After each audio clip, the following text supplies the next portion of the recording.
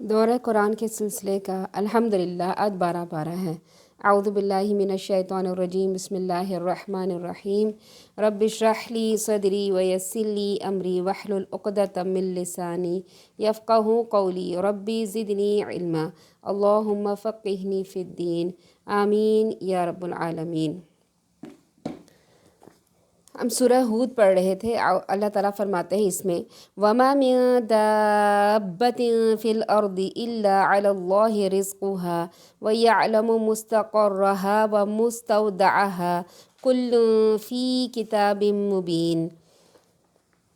زمین میں چلنے والا کوئی جاندار ایسا نہیں ہے، جس کا رزق اللہ کے ذمے نہ ہو، اور وہ اس کی قرارگاہ کو بھی جانتا ہے اور دفن ہونے کی جگہ بھی جانتا ہے۔ یہ سب کچھ واضح کتاب یعنی لوح محفوظ میں لکھا ہوا ہے۔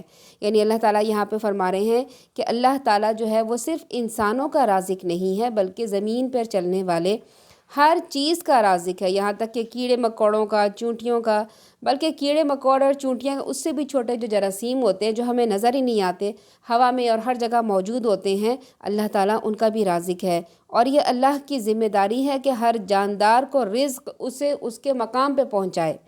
اس آیت سے جہاں اللہ تعالیٰ کی کمال رزاقیت کا اندازہ ہوتا ہے، وہاں اس کے کتنا علم وسیع ہے اس کا بھی ہمیں اندازہ ہوتا ہے کہ اللہ تعالیٰ کا علم زبردست ہے۔ اللہ تعالیٰ کو معلوم ہے کہ سمندر میں کون سی جگہ پہ کون سا کیڑا یا کون سی مچھلی یا کون سا جاندار جو ہے بھوکا ہے، اسے اس کے ماحول کے مطابق اسے خوراک دینی ہے، جس سے اس نے اپنی نسل چلانی ہے اور اپنی زندگی بسر کرنی ہے۔ پھر وہ کب زندہ ہوگا، کب مرے گا، کب کسی دوسرے کی خوراک بن جائے گا، یہ صرف اللہ تعالیٰ جانتا ہے۔ اور ہمیں پتہ ہے کہ سمندر کے اندر جتنی مچھلیاں ہوتی ہیں سب ایک دوسرے کی خوراک بن جاتی ہیں، بڑی مچھلی چھوٹی کو کھاتی ہے اور چھوٹی مچھلی اور بہت سی چھوٹی چیزوں کو کھاتی ہے۔ تو اللہ تعالیٰ نے ہر ایک کا رزق باندھا ہوا ہے، اور اللہ کو معلوم ہے کہ کون سا جاندار اس کو کون سا رزق دینا ہے، اس نے کہاں پیدا ہونا ہے، اور اس نے کہاں اپنی زندگی بسر کرنی ہے، اور پھر وہ مرنے کے بعد اس کا ٹھکانہ کہاں ہوگا۔ اب پرندے جو ہوتے ہیں ان کا ٹھکانہ کہاں ہوتا ہے؟ وہ گھونسلے بناتے ہیں، طرح طرح کے گھونسلے بناتے ہیں، کوئی درخت میں بناتے ہیں، اور طرح طرح کے آپ نے پرندے دیکھے ہوں گے، کوئی سوئی کی طرح سلائی کر کے پتوں کی بناتا ہے اپنا گھونسلہ۔ یہ کس نے سکھایا؟ یہ اللہ تعالیٰ نے ان کو سکھایا۔ تو پرندوں میں، ہواؤں میں کوئی جاندار ہوں، سمندروں میں جاندار ہوں، صحراؤں میں کیڑے مکوڑے ہوں، جنگلات میں درندے یا دوسرے جانور ہوں، یا انسان بستی ہوں، یا کوئی بھی جاندار ہو، اللہ تعالیٰ کے ذمے ہے اس کا رزق۔ اللہ تعالیٰ اس کو رزق دیتے ہیں، اس کو ٹھکانہ دیتے ہیں کہ وہاں رہو۔ پھر اللہ تعالیٰ یہ بھی جانتے ہیں کہ وہ مرے گا تو پھر مرنے کے بعد وہ کہاں جا کے دفن ہوگا۔ اور اللہ تعالیٰ نے یہ ابھی نہیں، یہ اس کائنات کے پیدا ہونے سے 50,000 سال پہلے سب اللہ تعالیٰ نے لوح محفوظ میں لکھ لیا ہے۔ عمران بن حسین کہتے ہیں کہ آپ صلی اللہ علیہ وسلم نے فرمایا، اللہ تھا اور اس سے پہلے کوئی چیز نہ تھی، اس کا عرش پانی پہ تھا، پھر اس نے آسمانوں اور زمین کو پیدا کیا اور لوح محفوظ میں ہر چیز لکھ دی۔ پھر ایک اور حدیث میں بیان آتا ہے کہ پانی کی تخلیق زمین و آسمان کی تخلیق سے پہلے ہو چکی تھی۔ یہ پانی کہاں تھا، اور آیا یہ صرف وہی پانی ہے جو ہمارے ہاں بھی موجود ہوتا ہے، یا کوئی دوسرا مادہ ہے جسے پانی کہا گیا ہے؟ البتہ یہ ضرور معلوم ہوتا ہے کہ آسمانوں اور زمین کی پیدائش سے پہلے تو اللہ کا عرش پانی پر تھا، اور تخلیق کے بعد یہ عرش 7 آسمانوں اور کرسی سے بھی اوپر ہے۔ پھر اللہ تعالیٰ فرماتے ہیں، وہی تو ہے جس نے آسمانوں اور زمین کو 6 دنوں میں پیدا کیا، اور اس وقت اس کا عرش پانی پہ تھا، تاکہ تمہیں آزمائے کہ تم میں سے اچھے عمل کون کرتا ہے۔ یعنی اللہ تعالیٰ نے یہ دنیا اور ہمیں اس لیے یہاں پہ بھیجا ہے کہ ہمیں آزمائے کہ یہاں پہ تم کیسا عمل کرتے ہو۔ یعنی تمہیں جن حالات میں رکھا ہے، جس ماحول میں رکھا ہے، تمہارے جو بھی حالات ہیں، تم خوش رہتے ہو یا غمی تمہیں آتی رہتی ہے، تم خوشحالی میں رہتے ہو یا بدحالی میں رہتے ہو، پھر کس طرح سے کوئی بیماری میں رہ رہے ہو یا تندرستی میں رہ رہے ہو، اللہ تعالیٰ نے یہ ایک ماحول بنا کر ہمیں بھیجا ہے تاکہ اللہ تعالیٰ یہ دیکھے کہ ہم اس ماحول میں رہتے ہوئے کیا کرتے ہیں، کیا کر رہے ہیں۔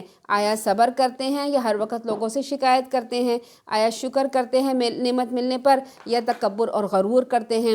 تو اللہ تعالیٰ نے یہ ایک دنیا بچھا کے ہمیں اس میں بھیجا کہ دیکھیں میرے بندے اس میں کیسے کام کرتے ہیں۔ اللہ تعالیٰ فرماتے ہیں اگر آپ انہیں کہیں کہ تم موت کے بعد اٹھائے جاؤ گے تو کافر فوراً یہ کہنے لگتے تھے کہ یہ تو بالکل جادو ہے، یعنی وہ یہ بات ماننا ہی نہیں چاہتے تھے، اس لیے اس کو کہہ دیتے تھے کہ جادو ہے، کیونکہ انہیں یہ قرآن سمجھ میں نہیں آتا تھا۔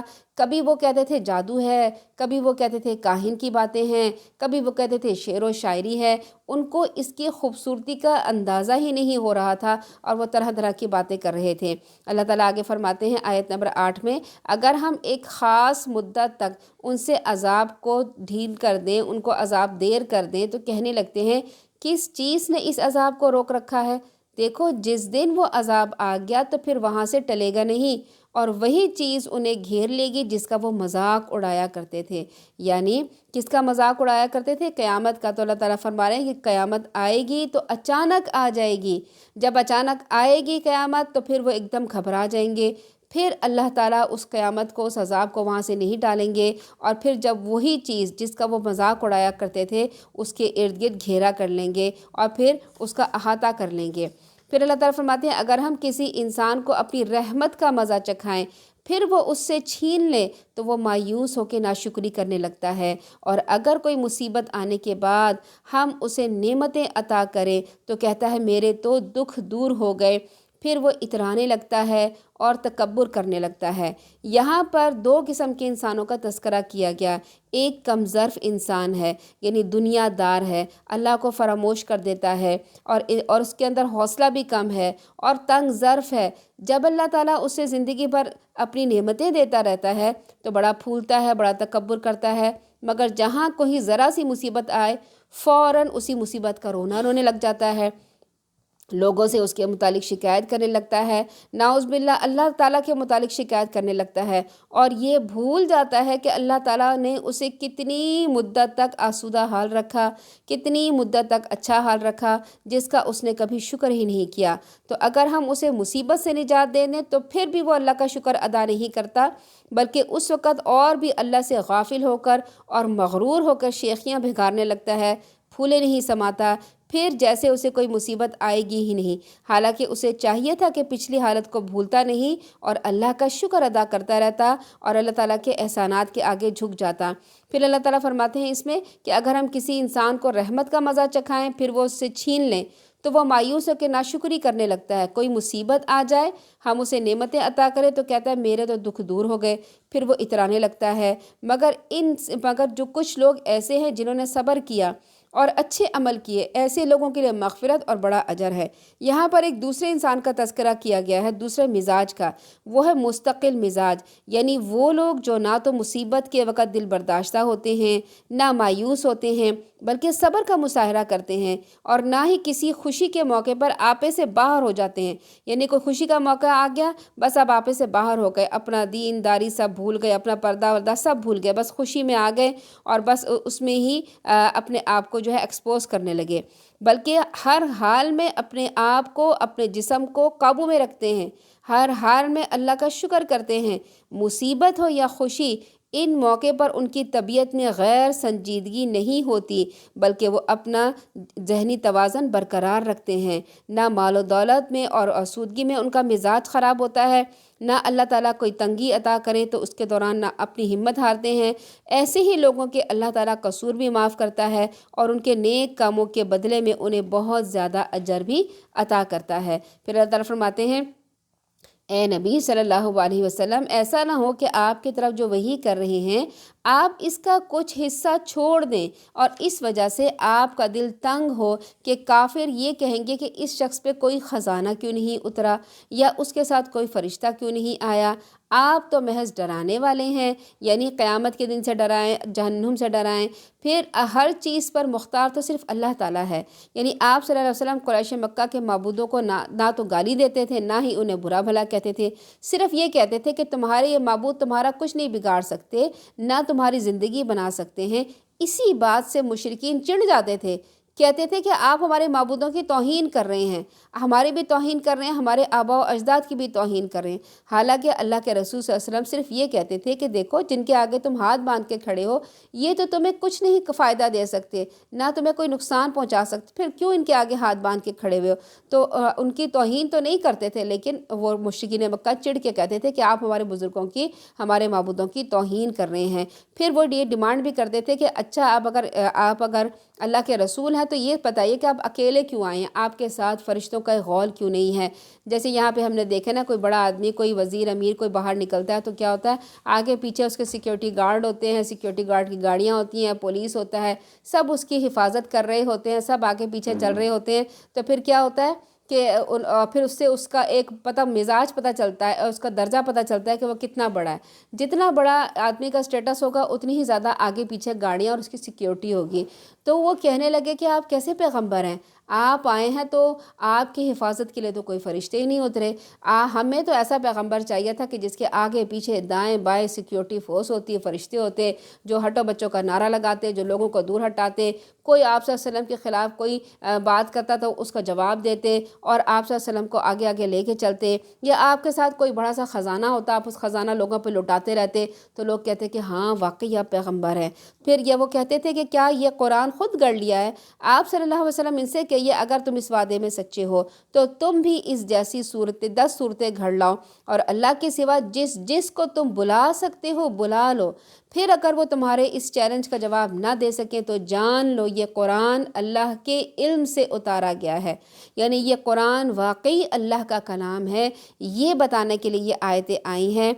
हर दफ़ा अल्लाह ताला ने कुरान में कई मकामात पर ये चैलेंज दिया है कि तुम 10 सूरतें बना लाओ, 10 आयतें बना लाओ, चलो एक ही आयत बना के ले आओ, और अल्लाह के सिवा जिस जिस को तुमने अपना दोस्त बनाना है, जिसको अपना मददगार बनाना है कुरान की आयतें बनाने के लिए, तुम उसको बुला लो और कुरान की एक आयत ही बना के हमें दिखा दो। अल्लाह ताला फरमाते हैं ये कुरान अल्लाह के इल्म से उतारा गया है और ये उसके सिवा कोई नहीं जानता। फिर क्या तुम इस के हक़ के सामने तुम तरे तस्लीम खम करते हो, तुम सर झुकाते हो। जो शख्स दुनिया की ज़िंदगी और उसकी ज़ीनत चाहता है तो हम ऐसे लोगों को दुनिया में ही उनके आमाल का पूरा बदला दे देते हैं और वो दुनिया में घाटे में नहीं रहते। यही लोग हैं जिनका आखिरत में आग के सिवा कोई हिस्सा नहीं है। यानी जो भी हमें इस आयत को देख के हमें क्या करना चाहिए, सबक क्या लेना चाहिए, जो भी हम काम करें नेकी का, आखिरत की जज़ा सोच के करें। फिर इबादत भी अगर हम इसलिए करते हैं ना, तो इसलिए करनी चाहिए कि अल्लाह ताला आखिरत में इसकी जज़ा देगा। इसलिए नहीं कि इबादत हम कर रहे हैं लोगों को दिखाने के लिए कर रहे हैं। अगर हम लोगों को दिखाने के लिए इबादत कर रहे हैं, लोगों से तारीफ़ें हासिल करने के लिए कर रहे हैं, लोगों से व्यूज़ लेने के लिए, लाइक्स लेने के लिए कर रहे हैं कि देखो हमारी कितनी, या शोहरत के लिए कर रहे हैं, तो फिर आखिरत में इसका कोई हिस्सा नहीं होगा। दुनिया में ही उसका जज़ा मिल जाएगी, मगर आखिरत में उसकी कोई जज़ा नहीं होगी। फिर हर नेकी का काम के जज़ा अल्लाह ताला से ही चाहें और किसी और से ना चाहें। फिर अपने दिमाग पर जो है हमें ये बाज़ लोग शोहरत सवार कर लेते हैं कि किसी के दिमाग पर शोहरत सवार होती है कि हमने शोहरत ज़रूर लेनी है। कोई कहता है कि हमें व्यूज़ चाहिए, कोई जो है लाइक्स के पीछे पड़ जाता है, सोशल मीडिया में पीछे पड़ जाता है कि हमें जो है अपना काम की जज़ा चाहिए। हालांकि अगर कोई इंसान अपने लिए शोहरत के लिए काम करता है तो फिर उसे दुनिया में ही उसको जज़ा मिल जाएगी, आखिरत में उसके अल्लाह ताला के पास कुछ नहीं होगा उसको देने के लिए। तो दीन का काम करें या अपना अपना पढ़ें पढ़ाएं, अपना कुरान पढ़ें, या घर में भी हम जो कुछ पढ़ते हैं वो सिर्फ़ अल्लाह ताला के लिए करें, दुनिया के फ़ायदों के लिए नहीं करें। जैसे हम बाज़ लोगों के माइंड में होता है कि हम सूरह वाक़िया पढ़ेंगे तो फिर क्या होगा, मगरिब के बाद पढ़ेंगे तो हमें माल और दौलत में और इसमें कमी नहीं होगी, तो ये दुनिया के लिए पढ़ रहे हैं ना, आखिरत के लिए तो नहीं पढ़ रहे। फिर बाज़ लोग कहते हैं कि हमें इससे फ़लाँ फ़लाँ, इस सूरह से हमें फ़लाँ फ़लाँ फ़ायदे हासिल हो जाएँ।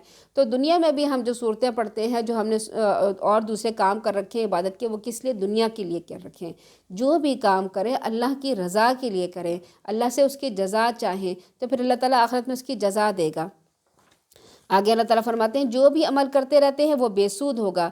भला जो शख्स अपने परवरदिगार की तरफ से एक वाज़ेह दलील रखता हो, फिर उसी परवरदिगार की तरफ एक गवाही देने वाला वही बात पढ़ के सुनाए, और वही बात उससे पहले मूसा अलैहिस्सलाम की किताब में भी मौजूद हो, तो जो लोगों के लिए रहनुमा और रहमत थी, तो क्या वो इस बात में शक कर सकते हैं कि ऐसे ही लोग इस पर ईमान लाते हैं।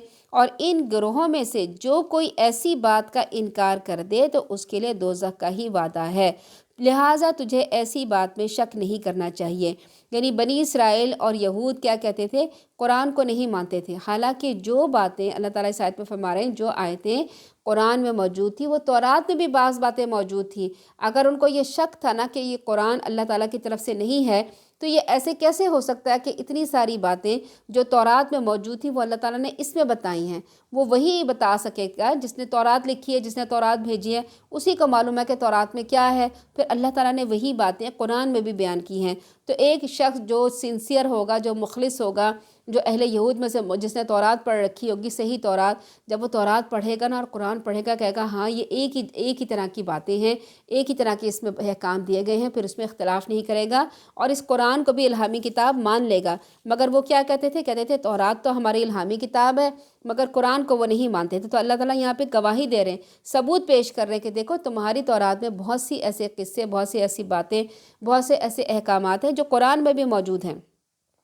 پھر اللہ تعالیٰ فرماتے ہیں اس شخص سے بڑھ کر ظالم کون ہوگا جو اللہ تعالیٰ پر جھوٹ باندھے۔ ایسے لوگ اپنے پروردگار کے سامنے پیش کیے جائیں گے اور گواہی دیں گے کہ یہی لوگ تھے جو اپنے پروردگار پر جھوٹ باندھتے تھے۔ دیکھو ظالموں پر اللہ تعالیٰ کی لعنت ہے۔ یعنی اللہ تعالیٰ کی کسی بات کا انکار نہ کرو، کوئی آیت کے متعلق یہ نہ کہو کہ یہ کیوں آئی ہے، یا قرآن میں نہیں ہے، یا فلاں آیت قرآن میں نہیں ہے، جب تک ہم خود قرآن نہ دیکھ لیں ہم کسی بھی بات کا، قرآن کا انکار نہ کریں، ورنہ یہ نعوذ باللہ اللہ تعالیٰ پر بہتان باندھنا ہو جائے گا۔ نمبر 2، سوشل میڈیا پہ کوئی بھی چیز ایسی آتی ہے جس کا نام یہ کہا جاتا ہے کہ اللہ تعالیٰ نے یہ فرمایا یا اللہ کے رسول نے یہ فرمایا، جب تک آپ اس کو یہ نہ دیکھ لیں کہ واقعی یہ صورت میں موجود ہے اور یہی اس کا مطلب ہے، یا حدیث دیکھ لیں کہ واقعی یہ موجود ہے اور اس کا ریفرنس بالکل آتھینٹک ہے، تو اسے آگے کریں۔ ورنہ اگر ہم نے اسے آگے کر دیا تو ہم ان لوگوں میں شامل نہ ہو جائیں جو اللہ اور اس کے رسول پر نعوذ باللہ بہتان باندھتے ہیں کہ یہ بات اللہ اور اس کے رسول نے کہی تھی اور کیا ہے کہ ہم نے اسے آگے کر دیا۔ تو بہت زیادہ سوچنے کی، بہت زیادہ احتیاط کرنے کی ضرورت ہے کہ جو بھی چیز سوشل میڈیا پہ دیکھیں آنکھیں بند کر کے آگے نہ کریں۔ پھر اللہ تعالیٰ فرماتے ہیں جو لوگوں کو اللہ کی راہ سے روکتے ہیں اور ان میں ٹیڑھ پن تلاش کرتے ہیں وہ آخرت کے بھی انکاری ہیں۔ یعنی جو آخرت کا انکاری ہوتا ہے نا، جو آخرت کو نہیں مانتا، چاہے وہ مسلمانوں میں سے ہو، وہ کیا کرے گا؟ قرآن پڑھنے نہیں آنے دے گا، اچھا عبادت کرنے سے روکے گا، نماز پڑھنے سے اپنی بیوی کو روکے گا، یا بیوی ایسے ہوگی تو وہ ہسبینڈ کو کہے گی داڑھی کیوں رکھ رہے ہو اور تم ایسے ٹخنوں سے کیوں شلوار اونچی کرتے ہو۔ یعنی جن کے دل ٹیڑھے ہوتے ہیں پھر وہ اس میں ٹیڑھ پن تلاش کرتے ہیں، کیونکہ ان کو یہ نہیں پتہ کہ ہم نے آخرت میں اللہ کے سامنے جا کے کھڑے ہونا ہے، تو پھر وہ لوگوں کو اللہ کی راہ سے روکتے ہیں۔ یہ لوگ زمین میں اللہ کو بے بس کرنے والے نہیں تھے، نہ ہی اللہ کے مقابلے میں ان کا کوئی حامی اور مددگار ہوگا۔ یعنی اللہ تعالیٰ کے سامنے جب جائیں گے اور اپنے سارے اعمال لے کے جائیں گے تو پھر اللہ کے سامنے ہمارا کوئی حامی مددگار، کوئی ماں بہن نہیں ہوگی، کوئی بہن بھائی نہیں ہوگا، کوئی والدین نہیں ہوں گے کہ اسے بچا سکیں۔ ہر ایک کو اپنی پڑی ہوئی ہوگی، پیغمبروں کو اپنی پڑی ہوئی ہوگی، کوئی کسی کو کیسے مدد دے گا؟ تو اللہ تعالیٰ کے سامنے کسی کا کوئی مددگار نہیں ہوگا۔ انہیں دگنا عذاب دیا جائے گا، وہ نہ تو سچ بات سننا گوارا کر سکتے تھے اور نہ ہی خود انہیں کچھ سوجھتا تھا، اور یہی لوگ ہیں جنہیں اپنے آپ کو نقصان پہنچایا۔ جو کچھ وہ یہاں پر بہانے بناتے تھے سب وہ بھول جائیں گے۔ اس میں کوئی شک نہیں کہ آخرت میں یہی سب سے زیادہ نقصان اٹھانے والے ہیں۔ یقیناً جو لوگ ایمان لائے، اچھے عمل کیے، اپنے پروردگار کے حضور گڑ گڑائے، یہی اہل جنت ہیں جس میں وہ ہمیشہ رہیں گے۔ یعنی یہاں پر کیا اللہ تعالیٰ فرما رہے ہیں؟ یقیناً جو لوگ ایمان لائے، ان الذین آمنوا، جو لوگ ایمان لائے، وعملوا الصالحات، نیک عمل کیے، اچھے عمل کیے۔ یہ نہیں کہ ایمان لائے اور ایمان لانے کے بعد گھر میں بیٹھ گئے اور بس گھر کے کام کرتے رہے اور اس کو اولیت دی، نہیں، ایمان لانے کے بعد ایمان سیکھنے سکھانے میں لگ گئے، قرآن اور حدیث سیکھنے سکھانے میں لگ گئے، قرآن کے احکامات سیکھنے لگے اور اپنی زندگیاں اس کے لیے وقف کر دیں۔ صرف یہ نہیں کہ لا الہ الا اللہ پڑھا اور بس اپنی دنیا کے کاموں میں لگ گئے، نہیں، اللہ تعالیٰ فرما رہے ہیں ایمان لائے اور اچھے عمل کرنے لگ گئے، پھر اللہ تعالیٰ کے حضور گڑ گڑائے۔ یعنی کیوں گڑ گڑائے؟ کہ اللہ تعالیٰ ہم جو کچھ کر رہے ہیں اسے قبول کر لے، ہمارے گناہوں کو معاف کر دے۔ ایسے لوگ اہل جنت ہیں جس میں وہ ہمیشہ رہیں گے۔ اللہ تعالیٰ فرماتے ہیں ان دونوں جماعتوں کی مثال ایسی ہے جیسے ایک تو اندھا ہے اور بہرا ہو، دوسرا دیکھنے والا بھی ہو اور سننے والا بھی ہو۔ کیا یہ دونوں برابر ہو سکتے ہیں؟ کیا تمہیں کچھ بھی سمجھ میں نہیں آتا؟ کیا اس مثال سے تمہارے کچھ بھی پلے نہیں پڑتا؟ یعنی یہ مثال ایسی دی ہے کہ ایک اندھا، جیسے ہمیں پتہ ہے نا، جس کی آنکھیں نہ ہوں وہ کچھ نہیں دیکھ سکتا، اور جو دیکھنے والا ہوتا ہے اسے سب نظر آتا ہے۔ مثال کے طور پر ہم اپنے آپ کے اوپر لگا کے دیکھتے ہیں کہ الحمدللہ ہمیں نظر آ رہا ہے، ہمیں اپنا کمرہ نظر آ رہا ہے، سب ایک دوسرے کو دیکھ سکتے ہیں، ہم ہر چیز دیکھ سکتے ہیں، ہمیں ہر چیز کا معلوم ہے۔ لیکن اگر ہم ایک پریکٹیکل کریں اور اپنی آنکھوں کو بند کر لیں، آنکھوں کو بند کر لیں، پھر کیا ہوگا؟ ہمیں کچھ نظر نہیں آئے گا۔ ہمیں اپنا سامنے قرآن پڑھا ہوا نہیں پتہ چلے گا ہم کون سا پیج پڑھ رہے ہیں، ہمیں اپنے سامنے نہیں پتہ چلے گا کون اٹھ کے کب چلا گیا، کون آ کے بیٹھ گیا، ہمیں نہیں معلوم ہوگا۔ اور آنکھیں بند کرنے سے ہمیں ایک گھٹن کا احساس ہوگا۔ سوتے وقت تو ہم اپنی آنکھیں بند کرتے ہیں کیونکہ ہم ارادی طور پہ سو رہے ہوتے ہیں، لیکن اگر ہم جیتے جاگتے اپنے کمرے میں بیٹھ کے آنکھیں بند کریں، ہمیں ایک گھٹن کا احساس ہوگا۔ اگر کوئی کمرے میں داخل ہو رہا ہو اور باہر جا رہا ہو تو ہمیں احساس ہوگا یہ کون آیا ہے، کون چلا گیا ہے، کس نے آ کے ہمیں چھیڑا، کس نے آ کے ہمیں ہاتھ لگایا، کیا ہو گیا ہے۔ ایک گھٹن کا احساس ہوگا اور ہمیں پتہ نہیں چلے گا کہ ہمارے ساتھ کیا ہو رہا ہے۔ اسی طرح سے اللہ تعالیٰ نے فرمایا کہ جو اندھا ہے، یعنی جس کے دل میں دین کے علم کی روشنی نہیں گئی، قرآن کی روشنی نہیں گئی، وہ اندھا ہے، اسے گھٹن کا احساس ہوتا ہے۔ اور جو دیکھنے والا ہے نا، اسے سب نظر آ رہا ہوتا ہے، اس کے اندر کیونکہ قرآن کا نور ہوتا ہے، اس قرآن کے نور سے وہ سب کچھ دیکھتا ہے، تو پھر کیا ہوتا ہے؟ اس کے اندر گھٹن کا احساس نہیں ہوتا، اس کا دل اطمینان میں ہوتا ہے۔ اللہ تعالیٰ فرماتے ہیں یہ دونوں برابر نہیں ہو سکتے ہیں، اور یہ ایک دیکھنے والا اور ایک نابینا انسان جیسے برابر نہیں ہو سکتے، اسی طرح سے ایک قرآن والا اور قرآن کے بغیر والا انسان برابر نہیں ہو سکتے، اسی طرح سے ایک کافر اور ایک مسلمان برابر نہیں ہو سکتے۔ اللہ تعالیٰ کے فرماتے ہیں ہم نے نوح علیہ السلام کو اس کی قوم کی طرف بھیجا تو انہوں نے کہا کہ میں تمہیں صاف صاف بتانے اور ڈرانے والا آیا ہوں، تم اللہ کے سوا کسی کی عبادت نہ کرو، میں تمہارے بارے میں ایک المناک دن کے عذاب سے ڈرتا ہوں۔ یعنی انہوں نے کس کی طرف بلایا؟ ایک اللہ کی عبادت کی طرف بلایا۔ تمام پیغمبروں کی جو دعوت تھی، تبلیغ تھی، وہ ایک تھی۔ حضرت آدم علیہ السلام سے لے کر اللہ کے رسول صلی اللہ علیہ وسلم تک جتنے پیغمبر آئے تھے، ان کی صرف یہ دعوت تبلیغ تھی، ایک اللہ کو مانو۔ تو کیا ایک اللہ کو ماننے کے بعد پکارتے کسی اور کو تھے؟ نہیں، ایک اللہ کی عبادت کرو، ایاک نعبدو، و ایک ہی اللہ کو پکارو، و ایاک نستعین، اسی کی عبادت کرو، اسی کو پکارو۔ پکار بھی عبادت ہے، اور ظاہری اور جسمانی اور عبادت بھی وہ صرف اللہ تعالیٰ کے لیے ہونی چاہیے۔ تو حضرت نوح علیہ السلام کی دعوت تبلیغ کیا تھی؟ تم اللہ کے سوا کسی کی عبادت نہ کرو، میں تمہارے بارے المناک دن کے عذاب سے ڈرتا ہوں۔ تو اس کی قوم کے کافر سرداروں نے یہی جواب دیا، ہم تو تجھے اپنے ہی جیسا آدمی خیال کرتے ہیں، جو تیرے پیروکار ہیں، وہ تو ہمیں بادی و نظر میں ایک چھوٹے لوگ معلوم ہوتے ہیں، غریب لوگ معلوم ہوتے ہیں، پھر تم لوگوں کو ہم پر کس طرح سے فضیلت بھی نہیں دی، بلکہ ہم تو تمہیں جھوٹا ہی سمجھتے ہیں۔ یعنی ہم تم سے چھوٹے نہیں ہیں، بلکہ تو تمہارے پاس لوگ آ کے بیٹھتے ہیں وہ تو چھوٹے چھوٹے لوگ ہیں۔ اور معاشرے کے امیر افراد، یہاں پر امیر افرادوں کی بات کی گئی ہے کہ قوم کے سرداروں نے کہا، فقال الملأ الذین، ملا کہتے ہیں اس قوم کے سردار لوگوں کو، جو بڑے لوگ ہوتے ہیں، جو عمرا ہوتے ہیں، جو وزیر ہوتے ہیں، جو بڑے بڑے کاروباری لوگ ہوتے ہیں، جن کا ایک نام ہوتا ہے، یا پھر جن کا رول ماڈل بنایا جاتا ہے، اور رول ماڈل بنا کے تمام قوم جو ہے اس کے پیچھے گھومتی ہے، اس کے پیچھے جاتی ہے۔ وہ کہتے تھے کہ یہ جو غریب لوگ ہیں یہ کیسے ایمان لے آئے ہیں، ان کے اندر تو اتنی سمجھ نہیں ہے، اگر یہ قرآن ہمارے لیے بھی ہوتا تو ہم اس پر ایمان لے آتے، مگر یہ قرآن تو پڑھنے والے کون لوگ ہوتے ہیں؟ غریب لوگ ہوتے ہیں، پھٹے پرانے پہنتے ہیں، یہ ایمان لے آتے ہیں۔ یہی لوگ تو حجاب کرتے ہیں، انہی کی عورتیں پردہ کرتی ہیں، یہی قرآن پڑھتے پڑھاتے ہیں، مدارس انہی سے تو آباد ہیں، ان کے پاس اپنے گھر میں کھانے کو نہیں ہوتا تو مدرسے میں بھیج دیتے ہیں۔ یہ غریب لوگ ہیں، ان کے مرد داڑیاں رکھتے ہیں، یہ غریب لوگوں کے کام ہیں۔ اگر یہ قرآن امیر لوگوں کے لیے ہوتا تو پھر ہمیں بھی سمجھ میں آ جاتی، جو بات ہماری سمجھ میں نہیں آئی یہ ان غریب لوگوں کو کیسے سمجھ میں آ گئی؟ تو یقیناً نعوذ باللہ یہ قرآن درست نہیں ہے۔ پھر آپ صلی اللہ علیہ وسلم کو بھی کہتے کہ آپ جو ہیں، اور حضرت نوح علیہ السلام کو بھی کہتے کہ بھئی اگر آپ یہ سب کچھ لے کر آئے ہیں اور ہم آپ کی بات کیسے مانیں، آپ کے ارد گرد تو غریب لوگ ہیں، اور غریب لوگوں کی بات سمجھ میں آ گئی، ہمیں نہیں سمجھ آئی۔ اگر آپ کی تبلیغ ہمیں سمجھ میں آتی اور ہمارے لیے ہوتی تو ہم آپ کے اوپر بھی ایمان لے آتے۔ یعنی ان کے اندر ایک انا تھی، ان کے اندر ایک غرور تھا، ان کے اندر ایک ایروگنس تھی کہ ہم کیوں کسی کے اوپر ایمان لائیں، ہم کیوں کسی کی بات مانیں۔ تو اللہ تعالیٰ فرما رہے ہیں کہ اس نے مجھے اپنے ہاتھ سے رحمت نبوت بھی عطا کی ہے جو تمہیں نظر حضرت نوح علیہ السلام نے فرمایا اے میری قوم دیکھو تو صحیح، اگر میں اپنے پروردگار کی طرف سے ایک واضح دلیل پر ہوں، اس نے مجھے اپنے ہاتھ سے رحمت اور نبوت بھی عطا کی ہے جو تمہیں نظر نہیں آ رہی ہے، تو کیا ہم اسے زبردستی تم پر چپکا سکتے ہیں کہ تم ضرور ایمان لاؤ، یہاں تک کہ تم اسے ناپسند کر رہے ہو؟ یہاں پر یہ بات بتائی جا رہی ہے کہ ہم کسی کو زبردستی دین پر نہیں چلا سکتے اور کسی کے ساتھ زبردستی نہیں کر سکتے اور کسی کے ساتھ کرنی بھی نہیں چاہیے۔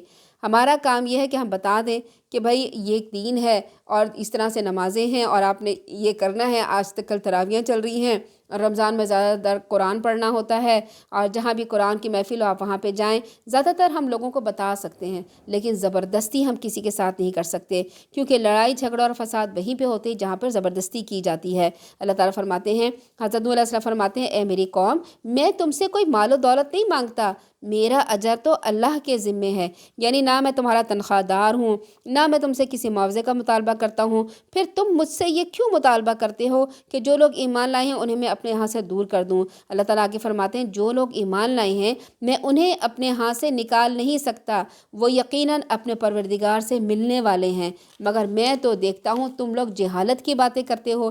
اے میری قوم، اگر میں ان لوگوں کو اپنے ہاتھ سے نکال دوں تو اللہ کے مقابلے میں میری کون مدد کرے گا؟ یعنی اگر میں تمہارے کہنے میں آ کر، اگر امیر لوگوں کے کہنے میں آ کے ان غریب لوگوں کو میں نکال دیتا ہوں تو پھر کیا ہوتا ہے، میری کون مدد کرے گا؟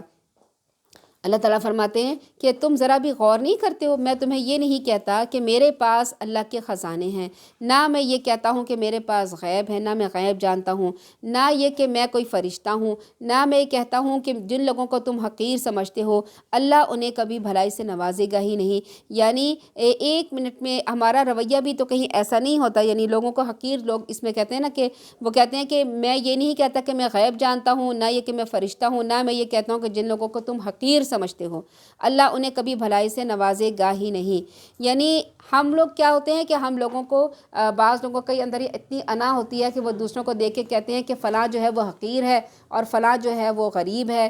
تو اللہ تعالیٰ فرماتے ہیں کہ یہاں پر کسی کو حقیر سمجھنا، کسی کو حقارت سے دیکھنا، یہ ایک ایسی انا پرست ہے، یعنی اپنے اندر انسان کے اندر اتنا غرور ہوتا ہے کہ وہ دوسروں کو دیکھ کر کیا کرتا ہے، حقارت سے تصور کرتا ہے۔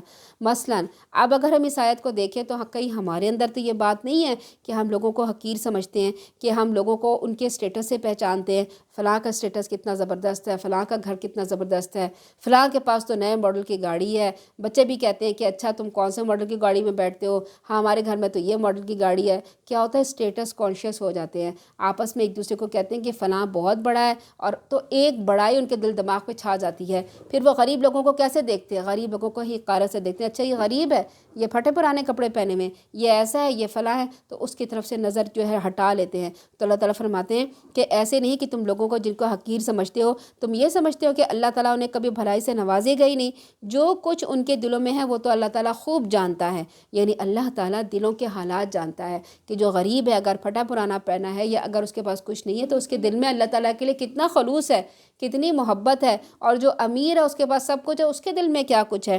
اللہ تعالیٰ فرماتا ہے اگر میں ان سب باتوں سے کوئی بھی بات کہوں تو یقیناً ظالموں میں سے ہو جاؤں گا۔ وہ کہنے لگے نوح علیہ السلام تم نے ہم سے بہت جھگڑا کیا، بہت طول دیا۔ حضرت نوح علیہ السلام نے جھگڑا تو نہیں کیا، حضرت نوح علیہ السلام نے تو یہ کہا ہے کہ بھئی میرے پاس تو ایسی کوئی چیز نہیں ہے، میرے پاس غیب کا علم نہیں ہے، میں فرشتہ نہیں ہوں، اور میں لوگوں کو حقارت سے نہیں دیکھتا ہوں، میں تو تمہیں ایک اللہ کی طرف بلا رہا ہوں۔ انہوں نے ایک اللہ کی طرف بلایا، دعوت تبلیغ کی۔ لوگوں نے کہا کہ آپ ہم سے بہت جھگڑا کر چکے، وہ یہ سمجھ رہے ہیں کہ یہ ہم سے جھگڑ رہے ہیں، ہم سے لڑ رہے ہیں، تو کہتے ہیں کہ بھئی اب تم اگر بات میں سچے ہو تو جس بات کی دھمکی دیتے ہو وہ لے ہی آؤ۔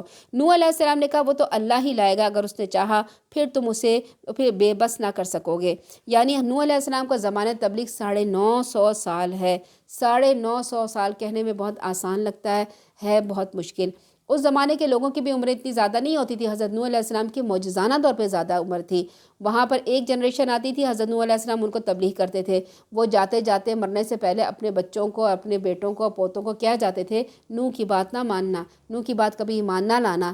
950 سال کی تبلیغ میں صرف 80 لوگ ایمان لائے تھے، صرف 80 لوگوں نے ایمان قبول کیا تھا۔ آپ دیکھیں تو کیا ہم یہ سوچ سکتے ہیں کہ نعوذ باللہ نوح علیہ السلام کی جو تبلیغ تھی اس میں کوئی کمی تھی یا اس میں کوئی کسر رہ گئی تھی؟ نہیں، بلکہ بات یہ تھی کہ جو لوگ تھے وہ بہت زیادہ تکبر پسند تھے، انا پرست تھے، اپنے شرک پہ جمے ہوئے تھے، مشرک تھے پکے، اور وہ ایک اللہ کو نہیں مانتے تھے۔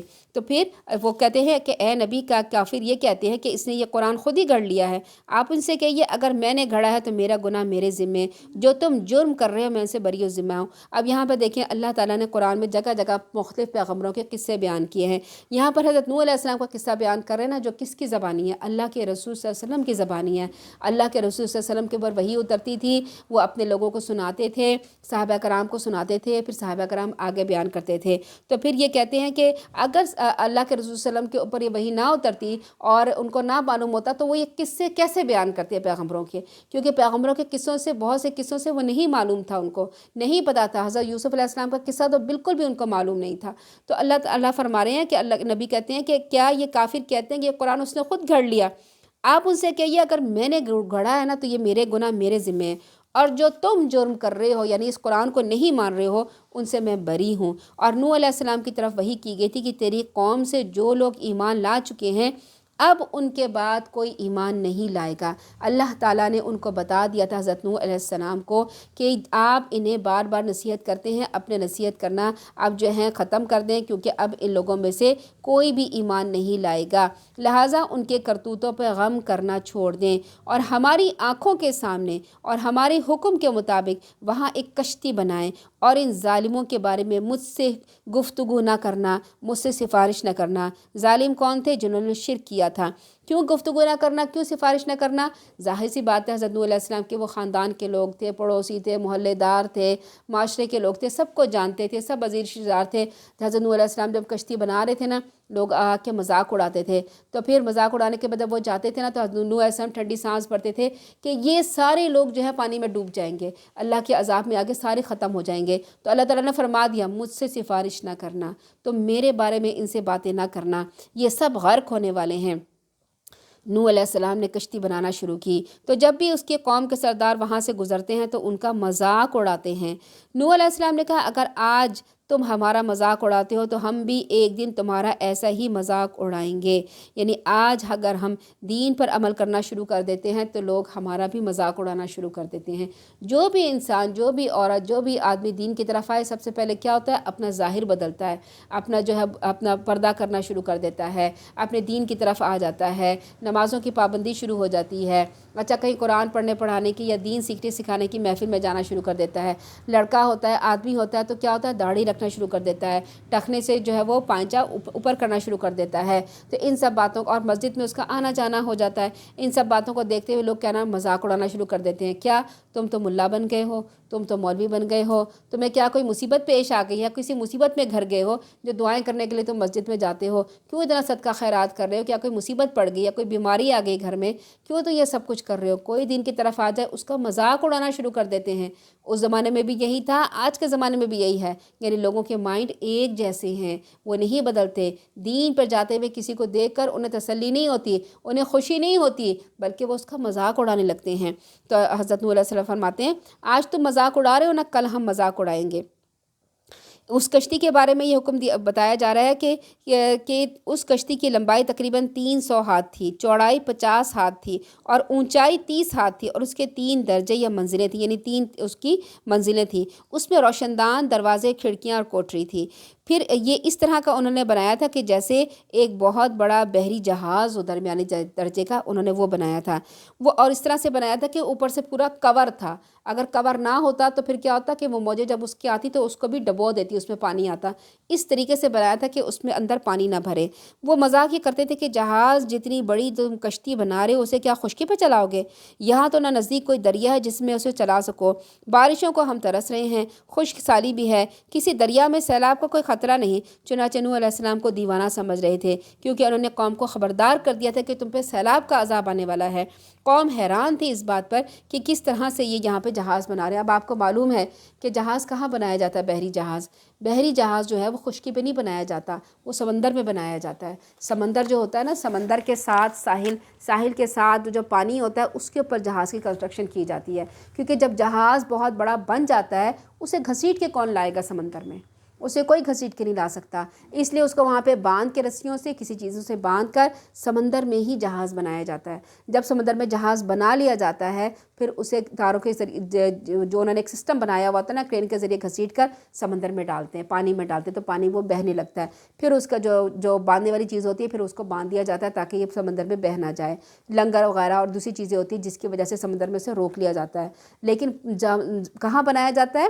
سمندر کے قریب۔ جو کشتیاں ہوتی ہیں نا اسے آپ بنا سکتے ہیں کیونکہ کشتیاں چھوٹی ہیں، اسے اٹھا کے آپ گاڑی میں لا کے آپ سمندر میں ڈال سکتے ہیں، مگر بحری جہاز کو سمندر کے کنارے ہی بنایا جاتا ہے۔ تو اتنا بڑا جہاز بنا رہے تھے اور خشکی میں بنا رہے تھے، تو لوگ ان کا مذاق اڑا رہے تھے، آپ اتنا بڑا جہاز خشکی میں بنانے سے اٹھا کے کون لے کے جائے گا، اور یہاں پانی کون لے کے آئے گا؟ تو طرح طرح کی باتیں کر رہے تھے۔ تو حضرت نوح علیہ السلام نے اللہ تعالیٰ نے فرمایا تھا کہ ان کی طرف سے چھوڑ دیں، ان کے مذاق اڑانے کو چھوڑ دیں، آپ اپنا کام کیے چلے جائیں۔ تو پھر کیا ہوا؟ پھر اللہ تعالیٰ فرماتے ہیں یہاں تک کہ ہمارا عذاب آ پہنچا اور تنور ابلنے لگا، تو ہم نے نوح علیہ السلام سے کہا اس کشتی میں ہر قسم کے جانوروں کا ایک جوڑا نر و مادہ رکھ لو، اپنے گھر والوں کو بھی سوال کر لو سوائے ان شخص کے جن کے متعلق پہلے بتا دیا گیا ہے وہ ہلاک ہوں گے، وہ جو ایمان لائے ہیں انہیں بھی سوار کر لو، اور وہ تھوڑے ہی لوگ تھے جو اس کے ساتھ ایمان لائے تھے۔ نوح علیہ السلام نے کہا اس کشتی میں سوار ہو جاؤ، اس کا چلنا اس کا ٹھہرنا اللہ ہی کے نام سے ہے، میرا پروردگار یقیناً بخشنے والا رحم کرنے والا ہے۔ اور یہاں پر اللہ تعالیٰ نے زبردست قسم کے خوبصورت الفاظ بیان کیے ہیں۔ اللہ تعالیٰ نے فرمایا وقول اور کبو فیہا بسم اللہ مجریہا و مرساہا، یہاں پر مجریہا میں را کے نیچے کھڑی زیر ہے نا، اس کو مجریہا پڑھا جاتا ہے، مجہول، اس کو مجریہا نہیں پڑھا جاتا۔ پورے قرآن میں یہی ایک واحد لفظ ہے جس کے لیے جو اللہ تعالیٰ نے اس کو یہ پڑھنے کا طریقہ بتایا ہے، ان ربی لغفور الرحیم۔ اور جب بھی ہم کشتی میں سوار ہوں، بحری جہاز میں سوار ہوں یا سمندر میں کسی بھی چیز میں سوار ہوں، ہمیں یہ دعا پڑھ لینی چاہیے۔ طوفان نوح کا آغاز تندور کے چشمہ پھوٹنے سے ہوا۔ ایک قول کے مطابق تندور سے مراد وہی تنور ہے جس میں روٹیاں بنائی جاتی ہیں، ایک قول کے مطابق تنور سے مراد سطح زمین ہے، یعنی زمین کی سطح، اس کو بھی تنور کہا جاتا ہے۔ پھر ارد گرد کی زمین سے کئی چشمے پھوٹنے شروع ہو گئے، اوپر سے لگاتار بارش شروع ہو گئی۔ پہلا چشمہ پھوٹنے بنو علیہ السلام کو حکم دے دیا گیا سب ایمان والوں کو اس کشتی میں سوار کر لو، جو جانور بھی اس وقت زمین پہ موجود تھے ان میں سے نر و مادہ پیدا ہوتے ہیں ان کا ایک ایک جوڑا اس کشتی میں رکھ لو، اپنے گھر والوں میں سے جو مومن ہیں ان سب کو سوار کر لو، اور پھر جو ایمان نہیں لائے انہیں اس کشتی میں سوار مت کرنا۔ ان میں نوح علیہ السلام کا بیٹا بھی تھا، حضرت نوح علیہ السلام کی بیوی بھی تھی جو کافرہ تھی۔ آپ کے خاندان سے یہ دو افراد طوفان کی نظر ہوئے، ایمان لانے والے بہت تھوڑے لوگ تھے جن کی تعداد 80 کی تھی۔ نوح علیہ السلام نے اپنے ساتھیوں سے فرمایا اللہ کا نام لے کر اس کشتی پہ سوار ہو جاؤ، کچھ فکر مت کرو، اس کا چلنا اور ٹھہرنا سب اللہ کے اذن سے اور اس کے برکت سے ہے۔ یعنی اس کو وہ چلا نہیں رہے تھے کہ جو اسٹیئرنگ ہوتا ہے جس کے ذریعے سے کشتی چلائی جاتی ہے، اس میں موٹر لگائی جاتی ہے، نہیں، وہ اس میں بیٹھے، انہوں نے کہا اسے اللہ ہی چلائے گا اور اسے اللہ ہی روکے گا، اسے ہم نہیں چلائیں گے، ہم نہیں روکیں گے۔ غرقابی کا کوئی اندیشہ نہیں، یہ ڈوبے گی نہیں، کیونکہ میرے پروردگار جو ہے مومنوں کی کوتاہیوں سے درگزر کرنے والے اور نہایت مہربان ہیں، وہ یقیناً اپنے فضل و کرم سے اس کو بخیر یہ جگہ پر اتاریں گے۔ کیوں تھوڑے سے لوگ ایمان لائے تھے؟ کیا نوح علیہ السلام کا طریقہ تبلیغ درست نہیں تھا؟ یہ نعوذ باللہ ایسی بات نہیں، بلکہ یہ لوگ بڑے سخت دل لوگ تھے، بات مان کر ہی دیتے تھے۔ تو ہم نے کیا کرنا ہے؟ ہماری بھی زندگی ایک کشتی کی طرح ہے۔ اگر ہم اپنی زندگی کو دیکھیں نا تو مثال لوگ دیتے ہیں کہ ہماری زندگی بھی ایک کشتی کی طرح ہے، ہمارے اعمال کی کشتی ہے، بس ذرا دھیان رکھنا ہے کہ یہ ڈوبنے نہ پائے، ہمارے اس کشتی کے اندر جو ہے محبت ایسی دنیا کی نہ آ جائے جو اس کو ڈبو دے، بلکہ اسے سیدھے راستے پہ رکھیں، غلط راستے پہ نہ لے کے جائیں، زیادہ گناہوں کا بوجھ اس پہ نہ لاد دیں۔ اگر زیادہ گناہوں کا بوجھ لاد دیں گے اور توبہ نہیں کریں گے تو کیا ہوگا؟ یہ ہماری کشتی ڈوبنے کا خطرہ ہوتا ہے۔ اللہ تعالیٰ فرماتے ہیں آگے کہ وہ کشتی لوگوں کو لیے چلی جا رہی تھی جبکہ ایک ایک موج پہاڑ کی طرح اٹھ رہی تھی۔ اس حال میں نوح علیہ السلام نے اپنے بیٹے کو پکارا جبکہ وہ ایک کنارے پہ کھڑا تھا، بیٹا ہمارے ساتھ کشتی میں سوار ہو جا، کافروں کا ساتھ نہ دے۔ یہاں پر جو ہے بات کرتے ہیں حضرت نوح علیہ السلام کے بیٹے کی۔ حضرت نوح علیہ السلام نے 950 سال تبلیغ کی اور اس میں ان کا بیٹا بھی شامل تھا، مگر بیٹا بھی ایمان نہیں لایا اور ان کی بیوی بھی ایمان نہیں لائی۔ تو جب ہمارے بچے ہم دیکھتے ہیں کہ ہم قرآن پڑھ رہے ہیں، ہم نماز پڑھ رہے ہیں، ہم تراویح پڑھنے جا رہے ہیں، ہم دین کی طرف آ گئے ہیں، ہم نے پردہ کرنا شروع کر دیا، ہم نے گناہوں کو چھوڑ دیا، لیکن ہمارے بچے ہماری بات نہیں مانتے۔ وہ ان میں سے کوئی نماز پڑھتا ہے، نہیں نماز پڑھتا، کوئی نیک کام کرتا ہے اور کوئی نیک کام نہیں بھی کرتا۔ تو ہمیں کیا کرنا چاہیے؟ ہمیں مایوس نہیں ہونا چاہیے، ہمیں مستقل کوشش کرتے رہنا چاہیے۔ پھر ایک مبلغ کا بچہ بھی نافرمان ہو سکتا ہے، جیسے حضرت علیہ السلام جو تھے مبلغ تھے، پیغمبر تھے، ان کا بیٹا نافرمان ہوا، اس میں ان کا کوئی قصور نہیں تھا، اس بچے کا دل ہی اتنا سخت تھا کہ وہ ایمان نہیں لایا۔ یہ سوچ کی بات ہوتی ہے کہ کون کس کی سوچ پر ایمان لاتا ہے، کون کس کی سوچ پر ایمان نہیں لاتا۔ تو بچے کیا ہوتے ہیں کہ ہر وقت بعض بچے جو ہوتے ہیں وہ دین کی طرف جلدی آ جاتے ہیں، بعض بچے جو ہیں وہ دیر سے آتے ہیں۔ کبھی کسی ایسا بچہ جو بہت ہی نافرمان ہو، اسے یہ نہیں کہہ دینا چاہیے کہ بھئی ہم تمہیں آگ کرتے ہیں، کیونکہ آگ کرنا جو ہوتا ہے یہ ہمارے مذہب میں نہیں ہوتا۔ اگر کوئی بچہ نافرمان بھی ہوتا ہے نا تو اسے اس کی وراثت پوری دینی ہوتی ہے۔ نہ ہم کسی کو آگ کر سکتے ہیں، نہ ہم کسی کو دھتکار سکتے ہیں، نہ ہم یہ کہہ سکتے ہیں کہ تم نعوذ باللہ جہنم میں جاؤ گے یا جہنمی ہو۔ اور کیونکہ حضرت نوح علیہ السلام کو تو اللہ تعالیٰ نے بتا دیا تھا، وحی دی تھی کہ تمہارا بیٹا بھی ایمان نہیں لائے گا اور تمہاری بیوی بھی، اس لیے وہ غرق کر دیے گئے۔ ہمیں تو نہیں پتہ چلتا نا کہ ہمارے بیٹے کے بارے میں یا ہمارے بچوں کے بارے میں یا ہمارے نسلوں کے بارے میں یا ہمارے عزیز رشتہ داروں کے بارے میں اللہ تعالیٰ یہ ہمیں وحی بھیجیں گے نعوذ باللہ کہ بھئی یہ ایمان نہیں لائیں گے۔ نہیں، ہم نے ان کے لیے مستقل کوشش کرتی رہنی ہے اور ان کا مستقل اچھی باتیں بتاتے رہنے ہیں، انشاءاللہ وہ بھی ایمان لے آئیں گے۔ جس کو بھی جو ہے کوئی بچہ ایسا نافرمان ہے، اللہ تعالیٰ اسے دین کی طرف لے آئے۔ آمین ثم آمین۔ طوفان کی یہ صورت تھی کہ مسلسل 6 ماہ تک چشمے زمین سے پانی اگلتے رہے، 6 مہینے تک۔ تو آپ سوچیں حضرت نوح علیہ السلام نے کھانے پینے کا کتنا زبردست بندوبست کیا ہوگا کشتی میں کہ لوگ وہاں بھوکوں نہیں مرے، وہ اس کو 6 مہینے تک کھاتے رہے۔ دوسری بات یہ ہے کہ انہوں نے جانوروں کے بھی کھانے پینے کا بندوبست کیا تھا کہ جتنے جانور لے گئے تھے ان کے کھانے پینے کا بھی۔ اب شیر اور بکری آپ سمجھیں وہ ایسے ہو گئے تھے کہ ایک دوسرے کو کھاتے نہیں تھے، اگر ایک دوسرے کو کھاتے تو کیا ہوتا، لڑائی جھگڑا ہو جاتا اور پھر وہ نسلیں ختم ہو جاتی۔ تو انہوں نے ایسا زبردست بندوبست کیا تھا ان کے کھانے پینے کا کہ 6 مہینے تک وہ پانی میں وہ بہتے رہے، لیکن وہ ان کو قحط نہیں پڑا ان کے اندر۔ یہ اللہ تعالیٰ فرماتے ہیں حتیٰ کہ ٹیلے اور پہاڑ سب کچھ پانی میں ڈوب گیا، کشتی پانی کے ساتھ ساتھ اوپر اٹھ رہی تھی، جس طرح اللہ اسے چلاتا چلتی جا رہی تھی، اللہ کے حکم سے چل رہی تھی۔ حضرت نوح علیہ السلام اسے ڈرائیو نہیں کر رہے تھے، کوئی بھی ملا اسے نہیں چلا رہا تھا، وہ اللہ کے حکم پر چلتی جا رہی تھی۔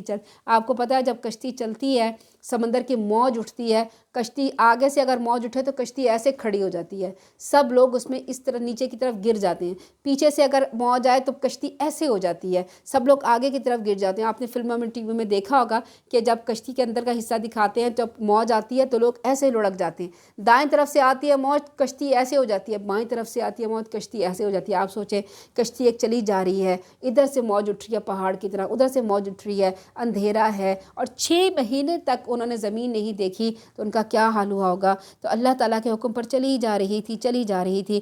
پھر اللہ تعالیٰ نے اس میں حضرت نوح علیہ السلام کے بیٹے کی ذکر کیا۔ بیٹا جو تھا وہ ضدی تھا اور اپنے باپ کی آرزو کو ٹھکراتے ہوئے کہا میں ابھی پہاڑ پہ چڑھ جاؤں گا، اپنی جان بچا لوں گا، یعنی مجھے کوئی ضرورت نہیں ہے کہ میں آپ کی کشتی میں آؤں، میں اپنا کام خود کر سکتا ہوں، میں اپنی جان بچا سکتا ہوں، میں اس پہاڑ پہ چڑھ جاؤں گا اور اپنے آپ کو بچا لوں گا۔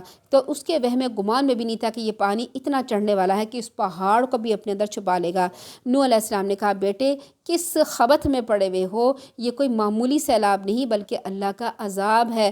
پہاڑ کی کیا حقیقت ہے، کوئی چیز بھی آج کسی کو اللہ کے عذاب سے نہیں بچا سکتی الا یہ کہ اللہ خود ہی اس پر رحم فرمائے۔ یہ گفتگو ابھی ہو ہی رہی تھی کہ ایک لہر اٹھی اور ان کا بیٹا ان کے آنکھوں کے سامنے ڈوب گیا، ایک پیغمبر کا بیٹا ان کی آنکھوں کے سامنے ڈوب گیا اور وہ کچھ نہیں کر سکے۔ یہ کافر اور نافرمان بیٹا تھا، اور سیدنا نوح علیہ السلام جیسے بڑے پیغمبر بھی اپنے بیٹے کو نہ بچا سکے۔ نوح علیہ السلام کے بیٹے نے اللہ پہ بھروسہ نہیں کیا، اپنی قوت پہ بھروسہ کیا کہ میں اس پہاڑ پر چڑھ جاؤں گا اور بچ جاؤں گا۔ 6 مہینے تک پانی کی سطح بلند ہوتی رہی، یہاں تک کہ پہاڑ بھی اس میں ڈوب گئے، مجرمین اپنے انجام کو پہنچ گئے، تو پھر ان میں سے کوئی بھی اس عذاب سے نہ بچ سکا۔ اب اللہ نے زمین کو حکم دیا اپنا پانی پھر سے اندر جذب کر لو، اور اللہ کے حکم سے بارش رک گئی، کچھ پانی ہواؤں نے خشک کیا اور کشتی جودی پہاڑ پر ٹک گئی۔ یہ پہاڑ عراق میں موصل شہر سے کچھ فاصلے پہ واقع ہے، آج بھی اسی نام سے مشہور ہے۔ اس کے بڑے ہی خوبصورت الفاظ ہیں۔ اللہ تعالیٰ فرماتے ہیں وَنَادَى نُوحٌ ابْنَهُ وَكَانَ فِي مَعْزِلٍ يَا بُنَيَّ ارْكَب مَّعَنَا وَلَا تَكُن مَّعَ الْكَافِرِينَ قَالَ سَآوِي إِلَىٰ جَبَلٍ يَعْصِمُنِي مِنَ الْمَاءِ قَالَ لَا عَاصِمَ الْيَوْمَ مِنْ أَمْرِ اللَّهِ إلا من رحم وحال بينهما الموج فكان من المغرقين وقيل يا أرض ابلعي ماءك ويا سماء أقلعي وغيض الماء وقضي الأمر واستوت على الجودي وقيل بعدا للقوم الظالمين۔ اتنے خوبصورت الفاظ ہیں اور اتنے ڈفرینٹ الفاظ ہیں کہ پورے قرآن میں ایسے الفاظ کہیں جگہ دہرائے نہیں گئے۔ بہت ہی خوبصورت ان کی کمبینیشن ہے، اور جب ہمیں ترجمہ پتہ ہوتا ہے، تفسیر بھی اس کی تھوڑی بہت معلوم ہوتی ہے، تو جب ہم عربی پڑھتے ہیں یا عربی کسی کی قراءت سنتے ہیں، کسی قاری کی، تو دل پہ بہت اثر ہوتا ہے کہ قرآن کے الفاظ میں اثر ہے۔ قرآن کا الفاظ کیا ہے؟ عربی ٹیکسٹ۔ جو ترجمہ ہوتا ہے وہ قرآن نہیں ہوتا، وہ اس کا ترجمہ ہوتا ہے۔ اصل کیا ہوتا ہے؟ عربی عبارت ہوتی ہے۔ تو ہمیں جب ترجمہ معلوم ہو، تفسیر معلوم ہو، پھر ہم اس کی عربی کسی اچھے قاری کی آواز میں سنیں تو کیا ہوتا ہے؟ دل پہ اثر ہوتا ہے اور بات بہت سمجھ میں آتی ہے۔ یہاں پھر اللہ تعالیٰ کے حکم سے بارش رک گئی اور پہاڑ پر ایک کشتی جو تھی رک گئی۔ اب یہاں پر اللہ تعالیٰ نے اپنی زبردست قسم کی نشانی دکھائی ہے۔ اب اللہ تعالیٰ نے فرمایا نا کہ پہاڑ بھی اس میں ڈوب گئے تھے، یعنی نیچے پہاڑ ہے اور کشتی ان کے اوپر سے چل رہی ہے۔ اب پانی نیچے اترتا ہے۔ ہونا تو کیا چاہیے تھا، جو ہم اپنے دماغ سے سوچیں کہ کشتی کو نیچے میدان میں اترنا چاہیے تھا، تاکہ لوگ آرام سے نیچے اترتے اور نیچے اترنے کے بعد اپنی زندگی کو دوبارہ شروع کرتے اور وہاں پر رہنے کا اپنا بندوبست کرتے۔ لیکن اللہ تعالیٰ کی حکمت کچھ اور تھی۔ وہ کشتی جو تھی نا، پہاڑ کی چوٹی پہ جا کے رکی۔ اب آپ سوچیں کہ پہاڑ کی چوٹی پہ جا کے رکی، وہاں رکنے کے بعد اور جب پانی نیچے اترا تو وہ لوگ پہاڑ کی چوٹی سے اتر کے نیچے آ رہے تھے۔ کیوں پہاڑ کی چوٹی پہ رکی؟ کچھ ہی عرصہ پہلے، کچھ ہی سال پہلے سیٹلائٹ کے ذریعے دیکھا گیا کہ ایک بڑی کشتی پہاڑ پہ ٹکی ہوئی ہے، جودھی پہاڑ پہ ٹکی ہوئی ہے۔ جب وہاں پہ گئے، وہاں پہ دیکھا کہ اس کشتی کے باقیات موجود تھے، بڑے بڑے تختے پڑے ہوئے تھے۔ پتہ چلا حضرت نوح علیہ السلام کی یہ کشتی تھی جو یہاں پڑی تھی۔ اب اگر کشتی کو اللہ تعالیٰ نے نشانی بنانا تھا تو اسے پہاڑ پہ ٹکایا، کیونکہ پہاڑ کے اوپر کوئی بحری جہاز لے کے نہیں جا سکتا انسان کہ اسے اٹھا کے لے جا کے پہاڑ پر، یہ اللہ ہی کر سکتا ہے کہ اتنا۔ اس سے پتہ چلا کہ وہاں اتنا طوفان، اتنا سیلاب آیا تھا کہ یہ پہاڑ بھی ڈوب گئے تھے اور پہاڑ کے اوپر جا کے کشتی رک گئی تھی۔ پھر اس کشتی سے اتر کے لوگ نیچے گئے، ورنہ کوئی انسان، کوئی کتنی بھی ٹیکنالوجی لے آئے، اتنے بڑے بحری جہاز کو اٹھا کے پہاڑ پر نہیں لے کے جا سکتا۔ اللہ تعالیٰ نے اپنی نشانی دکھانی تھی، ہم لوگوں کو بتانا تھا، تو اللہ تعالیٰ نے وہ کشتی جو تھی وہ پہاڑ کی چوٹی پر ٹکا دی۔ پھر آج بھی ہم دیکھتے ہیں اور حیران ہوتے ہیں۔ پھر اللہ تعالیٰ کی یہ جو قرآن ہے، اس پر لوگوں کو جو نہیں یقین کرتے ان کو یقین آتا ہے کہ ہاں واقعی قرآن میں اللہ تعالیٰ نے سچ کہا تھا۔ اللہ تعالیٰ فرماتے ہیں نوح علیہ السلام نے اپنے پروردگار کو پکارا، آیت نمبر 45 میں، میرا بیٹا تو میرے اہل میں سے تھا، تیرا وعدہ بھی سچا تھا، تو ہی سب سے بہتر فیصلہ کرنے والا ہے۔ اللہ نے جواب دیا، نوح علیہ السلام وہ تیرے اہل میں سے نہیں تھا، وہ تیرے خاندان میں سے نہیں تھا، کیونکہ اس کے عمل اچھے نہیں تھے۔ لہٰذا جس بات کا آپ کو علم نہیں ہے اس کا سوال مجھ سے نہ کرنا، میں تجھے نصیحت کرتا ہوں، جاہلوں کی سی درخواست نہ کرو۔ وہ مشرک تھا، اللہ تعالیٰ فرما رہے وہ مشرک تھا، اس کے متعلق میرے سے سوال نہ کرو۔ نوح علیہ السلام آخر ایک انسان تھے اور باپ بھی تھے۔ پھر انہوں نے کہا کہ اے اللہ، وہ میرا بیٹا تو ڈوب گیا پانی میں، اور وہ تو میرے اہل میں سے تھا۔ اللہ تعالیٰ فرمایا کہ وہ تمہارے گھر والوں میں سے نہیں تھا۔ اور ہونا تو یہ چاہیے تھا نا کہ نوح علیہ السلام نے 950 سال تبلیغ کی، تو ہم لوگ یہ سوچتے ہیں کہ بھئی ان کا حق بنتا تھا کہ وہ کہتے اے اللہ میرا بیٹا جو ہے وہ پانی میں ڈوب گیا اور اس طرح سے نافرمان، تو اللہ تعالیٰ تو اسے جنت میں داخل فرمایا، اس کی بخشش فرما دے۔ تو اللہ تعالیٰ نے ان کو وہیں پہ جھڑکا، وہیں پہ کہا کہ نہیں، وہ تمہارے گھر میں سے نہیں تھا، وہ مشرک تھا۔ اب حضرت نوح علیہ السلام کو تو اپنی پڑ گئی کہ میں نے تو کہ جو ہے کہیں اللہ تعالیٰ مجھ سے ناراض نہ ہو جائیں۔ 950 سال تبلیغ کرنے کے بعد بھی اللہ تعالیٰ ان کو جو ہے سمجھا رہے ہیں، بتا رہے ہیں کہ جن کے بارے میں تم مغفرت کرنے کو کہہ رہے ہو وہ تمہارے گھر والوں میں سے نہیں تھا۔ اگر ہم تھوڑا عرصہ تبلیغ کرتے ہیں یا تبلیغ کا کام کرتے ہیں تو ہم یہ سمجھتے ہیں کہ اب ہمارا دین پہ جو ہے وہ بہت بڑا حق ہو گیا ہے، ہم جیسے چاہے دین کو کس طرف سے لے کے چلیں، ہم جو چاہے کریں۔ یہ بات نہیں ہوتی، بلکہ ہوتا یہ ہے کہ اس سے اگر ہم دیکھیں تو حضرت نوح علیہ السلام نے 950 سال تبلیغ کرنے کے بعد اللہ تعالیٰ سے ایک فیور چاہی تھی کہ بھئی میرا بیٹا جو ہے وہ ڈوب رہا ہے، پانی میں ڈوب گیا ہے، اس کی مغفرت، اس کی بخشش۔ تو اللہ تعالیٰ نے فرمایا وہ تمہارے گھر میں سے نہیں تھا۔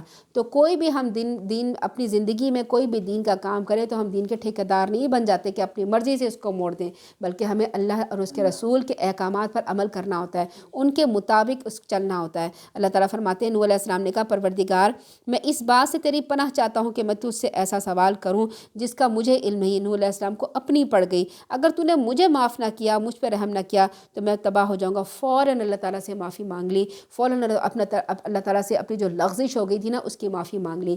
اسی طرح سے ہمیں بھی کرنا چاہیے کہ اگر ہم سے کوئی غلطی ہو جاتی ہے اور اللہ تعالیٰ ہمیں احساس دلا دے، اسی وقت احساس ہو جائے، رات کو احساس ہو، کچھ دنوں کے بعد ہو، کچھ سالوں کے بعد ہو، کئی سالوں کے بعد احساس ہو جائے کہ ہم نے فلاں کام غلط کیا تھا، اسی وقت معافی مانگے، کیونکہ اللہ تعالیٰ نے یاد آپ کو اسی وقت دلایا ہے جب آپ نے معافی مانگنی ہے۔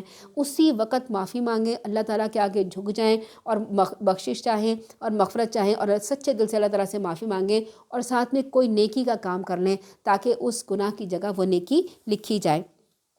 اللہ تعالیٰ فرماتے ہیں حکم ہوا نوح علیہ السلام ہماری طرف سے سلامتی اور برکتوں کے ساتھ جو تجھ پر ان جماعتوں پہ نازل ہوئے جو تیرے ساتھ ہیں، کشتی سے اتر آؤ، ان کی نسل سے کچھ اور امتیں ہوں گے جنہیں ہم سامان زندگی دیں گے، پھر انہیں ہماری طرف سے دردناک عذاب پہنچے گا۔ آیت نمبر 48 میں اللہ تعالیٰ فرماتے ہیں اے نبی یہ غیب کی خبریں ہیں جب ہم آپ کی طرف وحی کرتے ہیں۔ حضرت صلی اللہ علیہ وسلم کو تو یہ خبریں نہیں پتہ تھیں، یہ قصے نہیں معلوم تھے، اتنی باریکی سے نہیں معلوم تھے، تو اللہ تعالیٰ فرما رہے ہیں اے نبی یہ خبریں جو ہم آپ کو بتا رہے ہیں نبیوں کے بارے میں یہ غیب کی خبریں ہیں، یہ ہم آپ کو وحی کرتے ہیں، اس سے پہلے انہیں نہ آپ جانتے تھے نہ آپ کی قوم جانتی تھی، لہٰذا آپ صبر کیجئے کیونکہ انجام پرہیزگاروں ہی کے حق میں ہوتا ہے۔ اور عاد کی طرف ایک اور پیغمبر کا قصہ بیان کیا جا رہا ہے، عاد کی طرف ہم نے ان کے بھائی ہود کو بھیجا۔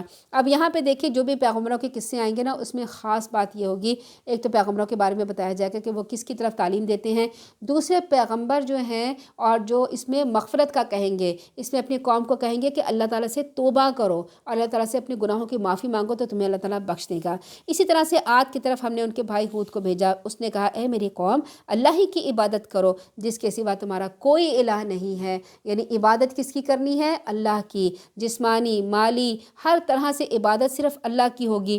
تم نے تو محض جھوٹ گھڑ رکھے ہیں، یعنی یہ جو بت بنا رکھے ہیں نا یہ کیا بنا رکھے ہیں؟ جھوٹے بت بنا رکھے ہیں، جھوٹے معبود بنا رکھے ہیں۔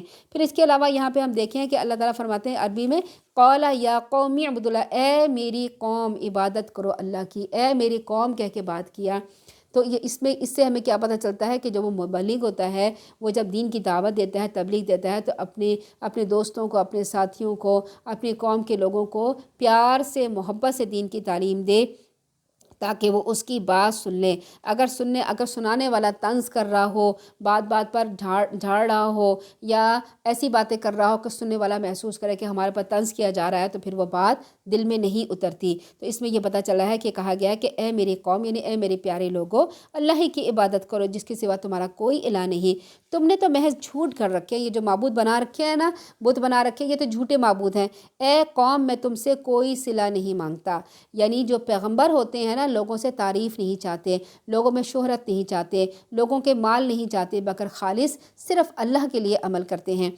فرماتے ہیں میرا صلہ تو صرف اللہ کے ذمہ ہے جس نے مجھے پیدا کیا، کیا تم سوچتے نہیں ہو؟ اے قوم اپنے پروردگار سے معافی مانگو۔ دیکھیں یہاں پر کیا ذکر آ رہا ہے، وَيَا قَوْمِ اسْتَغْفِرُوا رَبَّكُمْ ثُمَّ تُوبُوا إِلَيْهِ يُرْسِلِ السَّمَاءَ عَلَيْكُمْ مِدْرَارًا۔ یہاں پہ فرما رہے ہیں اے میری قوم اپنے پروردگار سے معافی مانگو، پھر اسی کے آگے توبہ کرو، وہ تم پر موسلا دھار بارش برسائے گا اور تمہاری موجودہ قوت میں مزید اضافہ فرمائے گا، تم مجرموں کی طرح منہ نہ پھیرو۔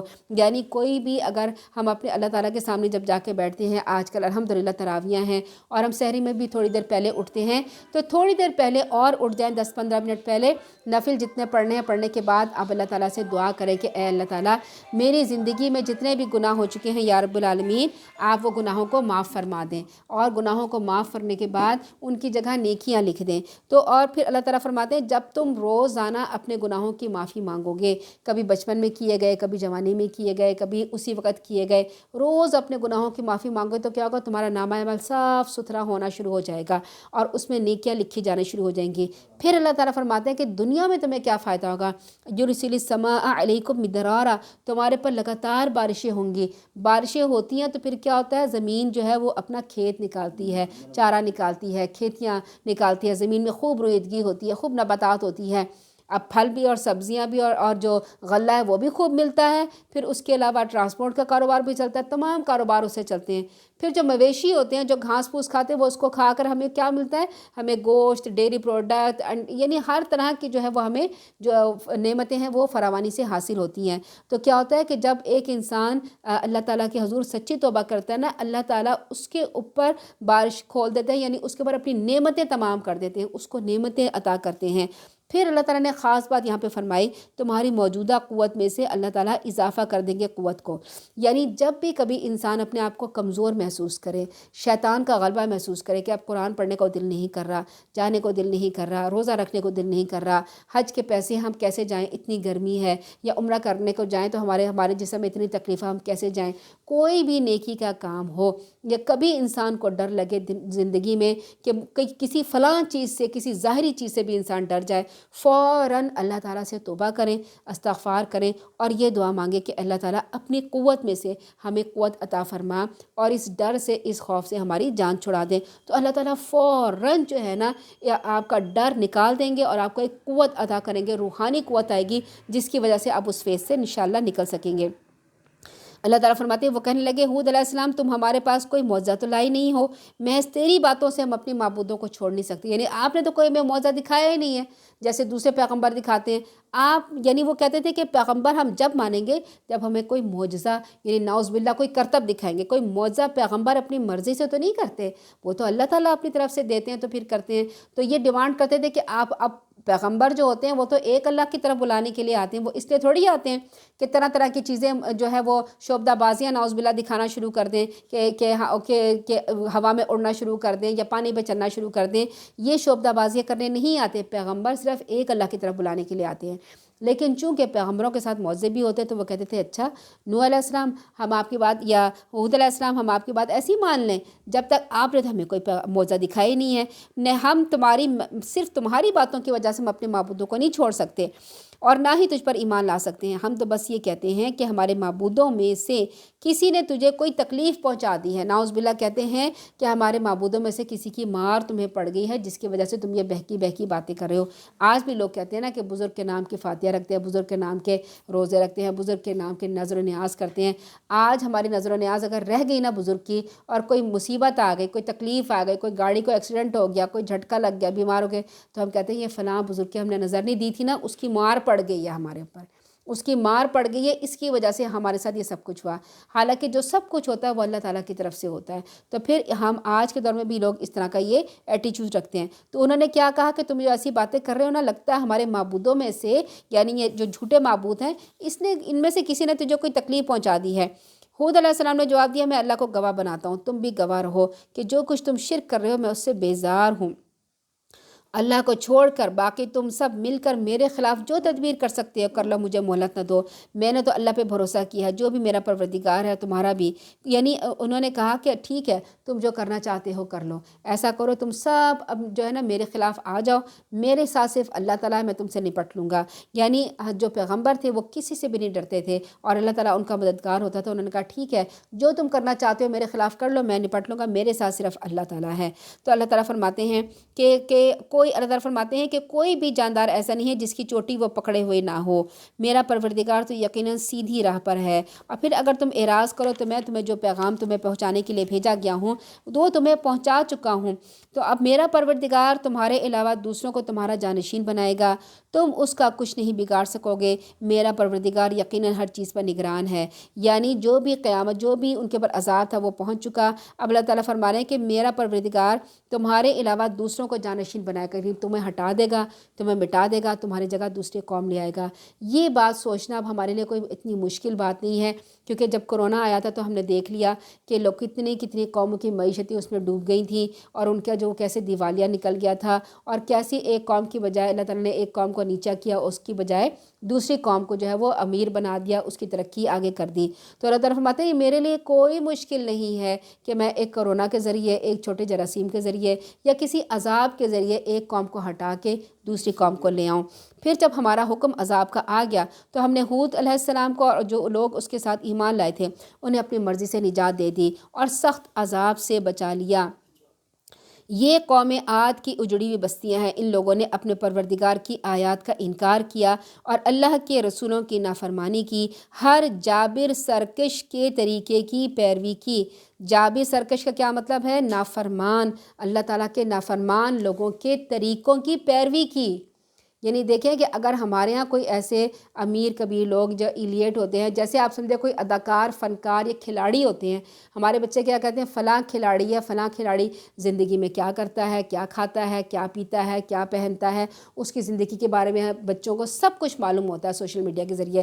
اسے وہ اپنا آئیڈیل بناتے ہیں، آئیڈیل بنانے کے بعد اس کی پیروی کرتے ہیں، وہ جیسا پہنتا ہے ہم نے ویسا پہننا ہے، وہ فلاں بیچ لگاتا ہے ہم نے وہ کرنا ہے، وہ ایسے ریڈ پٹی لگاتا ہے ہم نے یہ کرنا ہے، وہ ایسے فٹ بال کھیلتا ہے ہم نے یہ کرنا ہے، وہ کیریکٹر یوں کرتا ہے ہم نے اسی طرح، وہ کیریکٹر کو یہ کلر پسند ہے ہم نے یہ کلر پہننا ہے۔ یعنی بڑے لوگوں کی پیروی کرتے ہیں، اور وہ پیروی کیا صحیح کرتے ہیں؟ غلط پیروی کرتے ہیں۔ تو اللہ تعالیٰ فرماتے ہیں کہ وہ انہوں نے رسولوں کی نافرمانی کی، ہر جابر سرکش کے طریقے کی پیروی کی، اور پھر آخر اس دنیا میں اس لعنت ان کے پیچھے لگی رہی اور قیامت کے دن بھی لگی رہے گی۔ دیکھو قوم عاد نے اپنے پروردگار کا انکار کیا تھا، دیکھو یہ عاد کے لوگ دھتکار دیے گئے جو ہود کی قوم تھے، یا ان پر تند و تیز ہوا اور نہایت ٹھنڈی آندھی کا عذاب آیا تھا۔ یہ آندھی اتنی تیز رفتار اور ہولناک تھی کہ اس میں انسان اور درخت اڑتے چلے آتے تھے۔ اتنی تیز ہوا تھی کہ اس میں درخت گر گئے، گرنے کے بعد وہ اڑ رہے ہیں، ہوا میں اڑ رہے ہیں۔ اور عاد کے قوم کے بارے میں تھا کہ ان کا ڈیل ڈال بہت بڑا تھا، وہ بہت بڑے بڑے جسم کے تھے، وہ بھی ہوا میں اڑتے جا رہے تھے، درختوں کو توڑ دیتی تھی، کمزور چھتوں کو اڑا دیتی تھی، یہی چیزیں ایک دوسرے سے ٹکرا ٹکرا کر پارا پارا ہو کے پاش پاش ہو رہی تھی۔ اس آندھی میں شدید ٹھنڈک تھی، اور یہ آندھی مسلسل 8 دن اور 7 راتیں چلتی رہی، جس نے ان کے گھروں میں داخل ہو کے انہیں تباہ و برباد کر دیا۔ عذاب آنے سے پہلے اللہ تعالیٰ نے ہود علیہ السلام کو وحی کر دی تھی کہ وہ ان کے ساتھ فلاں جگہ پہ جا کر مسحور ہو جائیں، تو اس طرح سے اللہ تعالیٰ نے ایمان لانے والوں کو بچا لیا تھا۔ پھر وہ جو قوم تھی ان کا قد بہت قداور تھے، بہت مضبوط جسم کے تھے، ہر جگہ ان کا ڈنکا بجتا تھا، ان کے تباہ شدہ کھنڈرات دیکھ کر ان سے عبرت حاصل ہوتی ہے۔ تو جہاں پہ انہوں نے پہاڑوں کو تراش تراش کے انہوں نے اپنے گھر بنائے ہوئے تھے، ان گھروں کے اندر چھپ گئے تھے کہ ہمیں یہاں سے تو کوئی اب نکال نہیں سکتا۔ اللہ تعالیٰ نے وہیں پہ ہوا بھیجی، ان کو نکال کے باہر لے کے آئے۔ ایک اور جگہ پہ آتا ہے کہ ان کو اس طرح سے پٹخا کہ ان کے سر جو تھے وہ اپنے جسموں سے علیحدہ ہو گئے تھے، اور جسم جو تھے وہ کس طرح سے پڑے ہوئے تھے، جیسے ایک درخت کا تنا پڑا ہوتا ہے، ایسے وہ زمین پہ پڑے ہوئے تھے۔ اللہ تعالیٰ فرماتے ہیں اب آگے حضرت جو ہے سمود کی قوم کے بارے میں ہے، اور سمود کی طرف ہم نے ان کے بھائی صالح علیہ السلام کو بھیجا۔ ہر پیغمبر جو ہوتا ہے نا اپنی جو قوم ہوتا ہے اس کا خیر خواہ ہوتا ہے، اس لیے یہاں پہ فرمایا کہ ان کے بھائی یعنی صالح علیہ السلام کو بھیجا۔ اس نے کہا اے میری قوم، اللہ ہی کی عبادت کرو جس کے سوا تمہارا کوئی الہ نہیں، اس نے تمہیں زمین سے پیدا کیا اور اسی میں آباد کیا۔ اب اگر کوئی ہمیں کہے نا کہ جیسے نصارہ ہوتے ہیں وہ حضرت عیسیٰ علیہ السلام کو نعوذ باللہ اللہ تعالیٰ کا بیٹا مانتے ہیں، یا دوسرے لوگ جو پیغمبروں کو نعوذ باللہ اللہ تعالیٰ کا بیٹا یا اللہ تعالیٰ مانتے ہیں، تو یہاں اللہ تعالیٰ نے ہر بات بتا دی کہ ہر قوم کے میں سے جو پیغمبر آئے تھے انہوں نے کیا حکم دیا تھا، ایک اللہ کی عبادت کرو، اور کسی دوسرے بتوں کی طرف نہیں بلایا تھا، ایک اللہ کی طرف۔ تو ہمارے پاس یہ گواہی موجود ہے کہ ہر پیغمبر نے اپنی قوم کو صرف ایک اللہ کی طرف بلایا تھا، کسی بت کی عبادت کرنے کی طرف نہیں بلایا تھا۔ اللہ تعالیٰ نے فرمایا اس نے تمہیں زمین سے پیدا کیا، اسی میں آباد کیا، لہٰذا اسی سے بخشش مانگو، اسی کی طرف رجوع کرو، بلا شبہ میرا پروردگار جو ہے وہ قریب ہے، ہر ایک کی دعائیں قبول کرتا ہے۔ یہاں ہمارے ہاں ایک اور کانسیپٹ ہے کہ لوگوں نے ایک دین کے ٹھیکیداروں نے، جو جھوٹے ٹھیکیداروں نے ہوتے ہیں، انہوں نے کیا بنا دیا، ایک کانسیپٹ لوگوں کے ذہن میں ڈال دیا ہے کہ دیکھو تم جو ہو نا، ہم تو دنیا میں رہ کے گناہ کرتے ہیں نا، اس لیے ہم اللہ تعالیٰ کے قریب نہیں ہو سکتے۔ اچھا فلاں بزرگ جو ہے، فلاں پیر جو ہیں، یا فلاں قبر والے جو ہیں، یا فلاں مزار والے جو ہیں نا، یہ بڑے اللہ والے ہیں، یہ اللہ کے بڑے قریب ہیں، تو تم ان کے پاس جاؤ اور ان سے اپنی منتیں مرادیں کہو، وہ اللہ تعالیٰ سے آگے سفارش کریں گے تو تمہاری بات قبول ہوگی۔ تو اللہ تعالیٰ فرما رہے نہیں، اللہ تعالیٰ فرما رہے میں قریب مجیب، میں بہت قریب ہوں اپنے بندوں کے، مجیب میں جواب دیتا ہوں اپنے بندوں کا۔ جب اللہ تعالیٰ ہم سے یہ فرما رہے ہیں کہ میں اپنے بندوں کے قریب ہوں اور بات کا فوراً جواب دیتا ہوں، تو ہمیں اللہ کی بات کا یقین کرنا چاہیے، قرآن کا یقین کرنا چاہیے۔ چونکہ قرآن کا یقین نہیں ہے، قرآن کی بات کو ہم نہیں اہمیت دیتے، تو ہم کیا کرتے ہیں، ہم اپنی باتیں، اپنی عرضی، اپنی گزارشات دوسرے لوگوں کے پاس، پیر فقیروں کے پاس لے کے چلے جاتے ہیں۔ پھر آگے سے ہمارا خرچہ کیا ہوتا ہے، ان کے اوپر چڑھاوے چڑھائے جاتے ہیں، ان کو نذرانے دیے جاتے ہیں، ایک اور مصیبت چڑھ جاتی ہے۔ جبکہ اللہ تعالیٰ تو فرماتا ہے کہ تم جو مانگو گے میں تمہیں دوں گا، اور مجھے تم سے کچھ نہیں چاہیے۔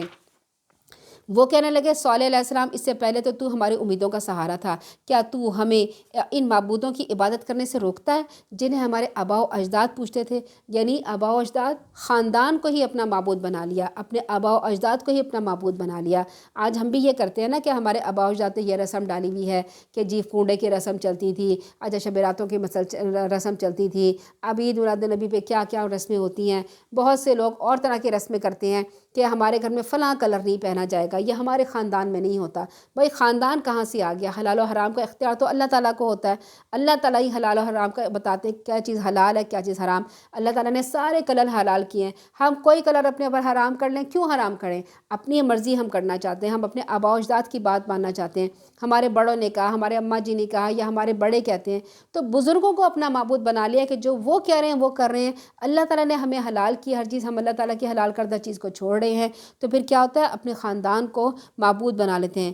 پھر کوئی بدعت کرنے کے لیے آتے ہیں، کوئی بدعت شروع کرتے ہیں، اور جب بدعت کو ختم کرنے کے لیے کہتے ہیں تو کہتے ہیں کہ کیا تم نے ایک نئی بات کر رہے ہو، تم دین میں نئی باتیں بتا رہے ہو، یہ تو نئی بات ہے جو تم کہہ رہے ہو کہ آج ہم نے یہ رسم نہیں کرنی، یہ نہیں کرنا۔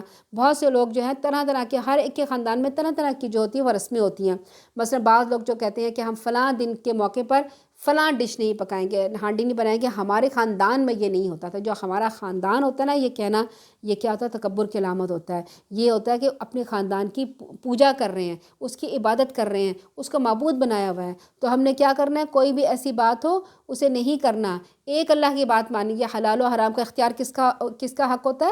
اللہ تعالیٰ کا حق ہوتا ہے۔ اللہ تعالیٰ فرماتے ہیں، صالح علیہ السلام نے جواب دیا، اے میری قوم کے لوگوں، بھلا دیکھو اگر میں اپنے پروردگار کی طرف سے ایک واضح ثبوت پر ہوں، اس نے مجھے اپنی رحمت سے بھی نوازا ہے، پھر میں اس کے نافرمانی کروں تو اللہ کے مقابلے میں میری کون مدد کرے گا؟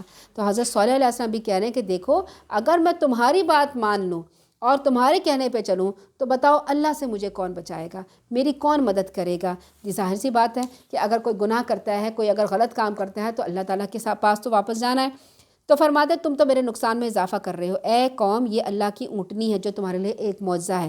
یہ اونٹنی ڈیمانڈ پہ آئی تھی، قوم کہنے لگی کہ اگر ہم آپ کو اس وقت پیغمبر مانیں گے جب فلاں پہاڑ کی فلاں طرف سے ایک اونٹنی نکل کر آئے گی اور آ کے بچہ جنے گی۔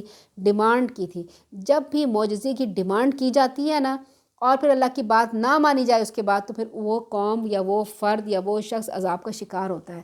تو ہمیں اپنی زندگی بہت احتیاط سے بسر کرنی چاہیے۔ ہمیں اللہ تعالیٰ سے کسی بھی معجزے کی ڈیمانڈ نہیں کرنی چاہیے کہ اللہ تعالیٰ یہ آسمان پھٹے، ہمیں آسمان سے آج ہماری افطاری وہاں سے آ جائے، کچھ ہو جائے۔ جیسے حضرت عیسیٰ کے حوالے نے کہا تھا کہ آسمان سے ہمارے دسترخوان نازل کر لیں۔ کوئی بھی ایسی ان یوزول ڈیمانڈ نہیں کرنی، کوئی معجزہ ایسے نہیں مانگنا، کیونکہ ہم انسان ہیں، ہم سے پھر غلطی ہوگی، ہم سے پھر گناہ ہوگا، ہم بھول جائیں گے، تو پھر کیا ہوگا، اللہ تعالیٰ کی پکڑ میں نہ آ جائیں۔ انہوں نے ڈیمانڈ کی کہ ایک اونٹنی نکلے، اسے اللہ کے زمین میں، اللہ تعالیٰ فرمایا ٹھیک ہے ایک اونٹنی بھیج رہا ہو جو تمہارے لیے ایک معجزہ ہے، اسے اللہ کی زمین میں چرنے دو، اسے کوئی تکلیف نہ پہنچانا ورنہ بہت بڑا عذاب آئے گا۔ اس قوم کا مطالبہ تھا کہ اونٹنی نکل آئے اس پہاڑ سے، تو ایک حاملہ اونٹنی برآمد ہوئی، پھر وہ ہمارے سامنے بچہ جنے، تو اسی طرح سے وہ اونٹنی آئی اور اس نے بچہ پیدا کیا۔ اب یہ جب اونٹنی آئی نا، اور یہ اللہ تعالیٰ کی طرف سے ایک معجزہ تھا لوگوں کے ڈیمانڈ پہ، تو اب لوگوں کی آزمائش ہوئی۔ لوگوں نے بڑی آزمائش کی نا کہ اللہ ہمیں اونٹنی دے دیں، ہم اس کا یہ خیال رکھیں گے وہ خیال۔ اللہ تعالیٰ ٹھیک ہے میں اونٹنی بھیجتا ہوں، تمہیں آزمائش میں ڈالتا ہوں، ایک دن یہ اونٹنی پانی پیے گی، ایک دن تم پانی پیو گے، دیکھیں گے تمہارے دل میں کتنی محبت ہے اللہ کی، تم اتنا برداشت کرتے ہو، اتنا صبر کرتے ہو۔ پھر کیا ہوتا تھا، ایک دن وہ اونٹنی پانی پیتی تھی، ایک دن ساری قوم جو تھی وہ اس کنویں سے یا اس جگہ سے پانی لیتی تھی۔ کچھ عرصہ تو انہوں نے برداشت کیا، اس کے بعد ان کی برداشت سے بات باہر ہو گئی، آپس میں چپ کے سرگوشیاں کرنے لگے، پلاننگ کرنے لگے، سازش کرنے لگے، کسی طرح اس اونٹنی کو یہاں سے بھگاؤ، یہ تو کوئی اللہ کی اونٹنی نہیں لگتی، تو ہمارا سارا پانی پی جاتی ہے، ہمیں بڑی تو مصیبت پڑ گئی ہے، اس کو بھگاؤ۔ تو ساری قوم نے مل کر فیصلہ کیا، اور فیصلہ کرنے کے بعد کیا کیا، اس کو قتل کرنے کو پہنچ گئے۔ تو یہ جو تھی، یہ آپس میں خفیہ مشورہ کرنے کے بعد انہوں نے کیا کیا، کہ ایک آدمی کو بھیجا اور ایک آدمی کو بھیجا، کہا جا کے اس اونٹنی کو قتل کرو، ہم تمہارے ساتھ ہیں۔ وہ آدمی آیا اور اس نے اونٹنی کی کونچ کے اور رگل کاٹ، یعنی جو گھٹنے ہوتے ہیں نا، اونٹ کے 2 گھٹنے ہوتے ہیں ایک پاؤں میں، گھٹنے کو کونچے کہا جاتا ہے، اس نے نا کاٹ دی۔ جب اونٹ کے گھٹنے کو کاٹا جاتا ہے تو اونٹ کیا ہوتا ہے، گر جاتا ہے نیچے، پھر اسے ذبح کرنا آسان ہو جاتا ہے۔ تو اس نے اس کی کونچے کاٹ ڈالی۔ اونٹنی نے ایک زبردست دل دہلا دینے والی چیخ ماری، اسی پہاڑ میں غائب ہو گئی۔ وہ معجزہ تھی۔ معجزے والی چیز جو ہوتی ہے نا، کبھی مرتی نہیں ہے، کبھی ختم نہیں ہوتی، وہ واپس چلی جاتی ہے یا پھر وہ بدل جاتی ہے، کسی اور چیز میں بدل، جیسے حضرت موسیٰ علیہ السلام کی لاٹھی تھی، وہ کبھی سانپ بن جاتی تھی، کبھی لاٹھی بن جاتی تھی، وہ کبھی ختم نہیں ہوتی تھی۔ تو معجزہ ہوتا ہے نا، وہ کبھی ختم نہیں ہوتا۔ وہ اونٹنی واپس چلی گئی، جس کے پیچھے پیچھے اس کا بچہ بھی وہاں پہ جا کے غائب ہو گیا۔ پھر اللہ تعالیٰ نے فرمایا کہ اچھا اب تم 3 دن اپنے گھروں میں مزے کر لو، یہ ایسا وعدہ ہے جو کبھی جھوٹا نہیں ہو سکتا۔ پھر جب ہمارے عذاب کا حکم آ گیا تو ہم نے صالح علیہ السلام کو اور ان لوگوں کو جو ایمان لائے تھے ان کو بچا لیا، اور پھر اور اپنی رحمت سے عذاب سے، اس دن کی رسوائی سے بچایا۔ بلا شبہ آپ کا پروردگار طاقتور اور غالب ہے۔ جن لوگوں نے ظلم کیا تھا، یعنی اس اونٹنی کو انہوں نے قتل کیا تھا، اس کے ساتھ پوری قوم شامل تھی، انہیں ایک دھماکے نے آ پکڑا جس کی وجہ سے وہ اپنے گھروں میں اوندھے منہ پڑے رہ گئے، جیسے وہ کبھی وہاں آباد ہی نہیں ہوئے تھے۔ دیکھو سمود نے اپنے پروردگار کا انکار کیا، دیکھو یہ سمود بھی دھتکار دیے گئے۔ بلا شبہ ہمارے رسول یعنی فرشتے، اب یہاں پر ابراہیم علیہ السلام کا تذکرہ آ رہا ہے کہ اللہ تعالیٰ نے فرمایا کہ دیکھو کس طرح سے ہم نے ان کو تباہ کیا۔ صالح علیہ السلام کی قوم کو انہوں نے ڈیمانڈ پر اونٹنی مانگی، اور پھر کیا ہوا، اس کے ساتھ انہوں نے اس کو تکلیف پہنچائی۔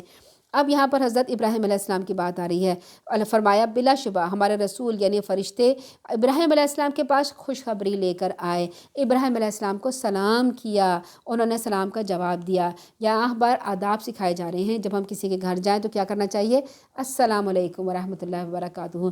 پھر سلام کرنے کے بھی آداب ہیں، یعنی آگے سے فرمایا کہ اگر ہم سلام کریں تو آگے سے بہتر جواب دو، یعنی اگر کوئی کہے السلام علیکم تو ہم نے کیا کرنا ہے، وعلیکم السلام ورحمۃ اللہ۔ اگر کسی نے کہا السلام علیکم ورحمۃ اللہ تو ہمیں جواب میں کیا کہنا ہے، وعلیکم السلام ورحمۃ اللہ وبرکاتہ۔ اس سے اچھا اسے جواب دے، کیونکہ سلام ایک تحفہ ہوتا ہے، اور تحفے کے بعد آپ نے اسے بھی تحفہ لوٹانا ہوتا ہے۔ تو ہمیں یہ آداب سکھائے جا رہے ہیں، کسی کے گھر جائیں تو کیا کریں، سلام کریں۔ ابھی تھوڑی ہی دیر گزری تھی کہ مہمانی کے طور پر ایک بھنا ہوا بچڑا لے آئے۔ پھر جب دیکھا ان مہمانوں کے ہاتھ کھانے کی طرف نہیں بڑھے تو انہیں مشتبہ سمجھا اور دل میں خوف محسوس کرنے لگے۔ جیسے ہی مہمان آ کے بیٹھے اور ان سے یہ نہیں پوچھا اچھا آپ کہاں سے آئے ہیں، کیا نام ہے آپ کا، آپ کس ارادے سے آئے ہیں، یہ اس بستی میں نہیں لگتے، کچھ نہیں پوچھا۔ ان کو بٹھایا، بٹھانے کے بعد گئے اپنے گھر میں، جو اچھی چیز تھی، سب سے بیسٹ چیز تھی، وہ اٹھا کے اپنے مہمانوں کے لیے لے آئے اور ان کے سامنے رکھا اور ان کو کھانے کے لیے رکھا۔ اب کھانے کے لیے رکھنے کے بعد وہ تو فرشتے تھے، فرشتے تو کھانا کھاتے نہیں، ایک اور جگہ پہ آتا ہے وہ اپنی سوٹی سے بچڑے میں ٹوکے لگانے لگے۔ اچھا وہاں اس قوم میں یہ ایک رواج تھا کہ اگر کوئی دشمن کسی دوسرے گھر میں جاتا ہے تو وہ اس کے گھر کا کھانا نہیں کھائے گا۔ تو حضرت ابراہیم علیہ السلام تھوڑا سا ڈرنے لگے کہ خوف محسوس ہوا کہ کہیں دشمن تو نہیں ہے۔ کہنے لگے ڈرو نہیں، ہم لوط علیہ السلام قوم کی طرف بھیجے گئے، انہوں نے بتا دیا ہم فرشتے ہیں۔ یہ ابراہیم علیہ السلام کی بیوی جو پاس کھڑی تھی ہنسی، کہنے لگی ہم نے اسے اسحاق کی خوشخبری دی اور اسحاق کے بعد یعقوب کی بھی خوشخبری دی۔ کہنے لگی اے ہے کیا میں بچہ جنوں گی جبکہ میں خود بھی بڑھیا ہوں، میرا خاوند بھی بوڑھا ہے، یہ تو بڑی عجیب بات ہوگی۔ وہ کہنے لگے تم اللہ کے حکم سے تعجب کرتی ہو، اے اہل بیت، نبوت پر اللہ کی رحمت اور برکتیں ہیں، بلا شبہ وہ قابل تعریف اور بڑی شان والا ہے۔ یہاں پر حضرت ابراہیم علیہ السلام کی بیوی سارہ علیہ السلام تھی، بات سن رہی تھی۔ جب یہ اندیشہ دور ہے تو خوشی سے ان کی ہنسی نکل گئی۔ پھر فرشتوں نے بیٹے کی یعنی اسحاق کی خوشخبری دی اور یہ بھی بتایا کہ اسحاق کے بعد ان کا بیٹا یعقوب علیہ السلام یعنی پوتے کی بھی خوشخبری ایک ساتھ دے دی۔ اور یہ خوشخبری خصوصاً حضرت سارہ علیہ السلام کو اس لیے دی گئی تھی کہ وہ بے اولاد تھی، جبکہ سیدنا ابراہیم علیہ السلام صاحب اولاد تھے۔ تو کس کو خوشخبری دی گئی، حضرت سارہ علیہ السلام کو، کیونکہ حضرت اسماعیل علیہ السلام تو پیدا ہو چکے تھے حضرت حاجر علیہ السلام سے، تو حضرت ابراہیم علیہ السلام بے اولاد نہیں تھے، حضرت سارہ علیہ السلام بے اولاد تھی۔ تو ان کو خوشخبری دی گئی، ان کو بتایا گیا کہ آپ کا بیٹا اسحاق ہوگا اور اس کے بعد ان کا بیٹا اور یعقوب بھی ہوگا۔ تو پھر یہاں پر کیا ہے کہ ان کا دل غمگین رہتا تھا، تو ان کے دل کو دھارے دینے کے لیے بیٹے اور پھر پوتے کی ان کو خوشخبری دی گئی۔ اب وہ بڑی پریشان ہوئی، انہوں نے کہا میں تو بہت بڑھیا ہو گئی ہوں۔ تو کہا جاتا ہے کہ اس وقت حضرت سارہ کی عمر 100 سال سے چند سال کم تھی اور سیدنا ابراہیم علیہ السلام کی عمر 100 سال سے چند سال زائد تھی۔ اب آپ دیکھیں 100 سال کا بوڑھا کتنا بوڑھا ہوتا ہے۔ ہمارے آپ کو پتہ خاندانوں میں کہیں نہ کہیں یا کہیں آپ نے دیکھا ہوگا کوئی رشتہ داروں میں 80+ جو لوگ ہوتے ہیں نا 85 تک جب پہنچ جاتے ہیں وہ بالکل کمزور ہو جاتے ہیں، ہڈیاں ان کی کمزور ہو جاتی ہیں، یعنی اگر وہ ان کو چلے نا تو ہم احتیاط کرتے ہیں کہ بھائی آرام سے چلیں، کہیں گر نہ جائیں، آپ کی ہڈی ٹوٹ نہ جائے، پھر جڑنا مشکل ہوتی ہے۔ 85 تک جب پہنچتے ہیں تو اسکن ان کی کیا ہوتی ہے، جھریاں بھری ہو جاتی ہے اور ان کے دانت سارے ختم ہو جاتے ہیں، کئی طرح کی بیماریاں لگ جاتی ہیں، چلنا پھرنا اٹھنا بیٹھنا اس کو مشکل ہو جاتا ہے۔ زیادہ تر لوگ جو ہیں وہ بیڈ پہ چلے جاتے ہیں اور پھر اپنی زندگی باقی بیڈ پہ گزارتے ہیں۔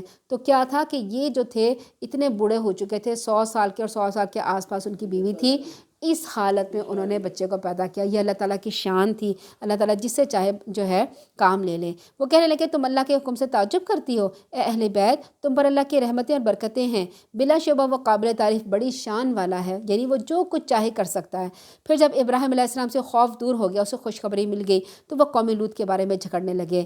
بلا شبہ ابراہیم علیہ السلام بڑے بردبار نرم دل رجوع کرنے والے تھے، بڑا ان کا دل جو تھا نا وہ نرم تھا۔ وہ کہنے لگے کہ اب لوط جو تھے نا وہ حضرت ابراہیم علیہ السلام کے بھتیجے تھے، اور وہ جب حضرت ابراہیم علیہ السلام اپنے شہر چھوڑ کے نکلے تھے نا باہر، اپنے باپ کا شہر چھوڑ دیا تھا، تو حضرت سارہ ان کی کزن تھی، وہ انہوں نے شادی کی، اور پھر حضرت لوط علیہ السلام ان کے بھتیجے تھے۔ تو اللہ تعالیٰ نے لوط علیہ السلام کو ایک دوسری بستی میں بھیج دیا اور حضرت ابراہیم علیہ السلام کو دوسری بستی میں بھیج دیا۔ تو جہاں پر حضرت لوط علیہ السلام گئے تھے نا وہاں پہ لوگ کیا کرتے تھے، بدفعلی کرتے تھے، یعنی آدمی کے ساتھ بدفعلی کرتا تھا، جو ایک بہت ہی جسے ہومو سیکچول کہا جاتا ہے، وہ کام کرتے تھے۔ تو پھر فرشتوں نے کہا کہ ہم وہاں پہ جا رہے ہیں اور ان کو جو ہے وہ عذاب دینے جا رہے ہیں۔ تو انہوں نے کہا کہ حضرت ابراہیم علیہ السلام نے کہا کہ بھئی آپ ان کے بارے میں کہنے لگے کہ وہاں پہ حضرت لوط علیہ السلام بھی موجود ہے، وہاں پہ آپ ان کو عذاب نہ دیں۔ انہوں نے کہا کہ فرشتوں نے کہا کہ یہ آپ کا مسئلہ نہیں ہے، آپ کی بات نہیں ہے، اللہ تعالیٰ نے جو ہمیں حکم دیا ہم وہ کام کریں گے۔ اس قوم کے لوگ ناگوار دوڑتے ہوئے ان کے آ گئے۔ جب فرشتے لوط علیہ السلام کے گھر میں پہنچے نا تو ان کے پاس جو لوگ تھے نا وہ دوڑتے ہوئے ان کے پاس آئے۔ کیوں پاس آئے ان کے پاس؟ اس لیے آئے کہ وہ وہاں پر ان کے ساتھ بدفعلی کرنا چاہتے تھے، اور وہ چاہتے تھے کہ ان کے ساتھ بھی وہی کام کریں جو دوسرے لوگوں کے پاس کرتے تھے، کیونکہ ان کی قوم کا وتیرہ یہی تھا۔ تو لوگ جو تھے وہ دوڑتے ہوئے کیوں حضرت لوط علیہ السلام کے گھر کے پاس آئے تھے کہ وہ نوجوان لڑکوں کی شکل میں فرشتے آئے تھے، خوبصورت لوگوں کی شکل میں آئے تھے۔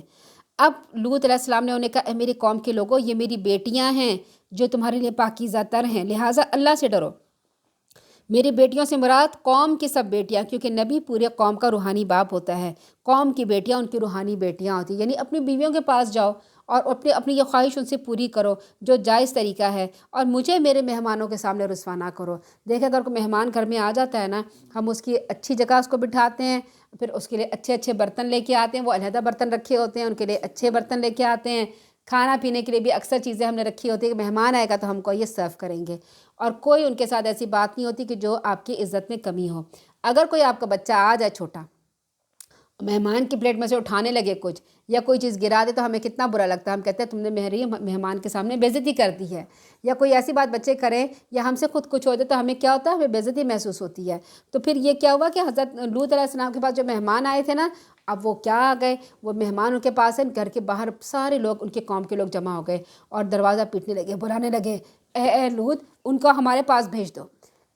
اب وہ کہہ رہے تھے تم مجھے میرے مہمانوں کے سامنے رسوا کر رہے ہو، مجھے میرے مہمانوں کے سامنے ذلیل کر رہے ہو، تم میں کوئی بھلا آدمی ہے بھی یا نہیں؟ وہ کہنے لگے تم تو یہ جانتے ہو کہ ہمیں تمہاری بیٹیوں سے یعنی قوم کی عورتوں سے کوئی دلچسپی نہیں ہے، اور یہ بھی جانتے ہو کہ ہم کیا چاہتے ہیں۔ لوط نے کہا کاش میں تمہارا مقابلہ کر سکتا یا کسی مضبوط سہارے کی طرح پناہ لے سکتا۔ آج جو ہومو سیکچول کرنے والے لوگ ہیں نا، امریکہ میں، یورپ میں، جہاں جہاں بھی لوگوں میں کیا ہے، ہومو سیکچول کرنے والوں نے قانون پاس کرا لیا ہے کہ وہ آپس میں ایک دوسرے کے ساتھ شادی کر سکتے ہیں، آپس میں ایک دوسرے کے ساتھ رہ سکتے ہیں، اور اب یہ بات ڈھکی چھپی نہیں ہے، اب لوگ کھلم کھلا اعلان کرتے ہیں کہ ہم ہومو سیکچول ہیں، ہم نے یہ قانون پاس کیا ہوا ہے، ہمارے پاس یہ پیپر ہیں، اور اس پر کیا ہے کہ ان کو وہاں پر شہری ہونے کا حق حاصل ہوتا ہے، ان کو ساری فیسلٹیز ملتی ہیں، اور ہر طرح کی ان کی بات پوری کی جاتی ہے۔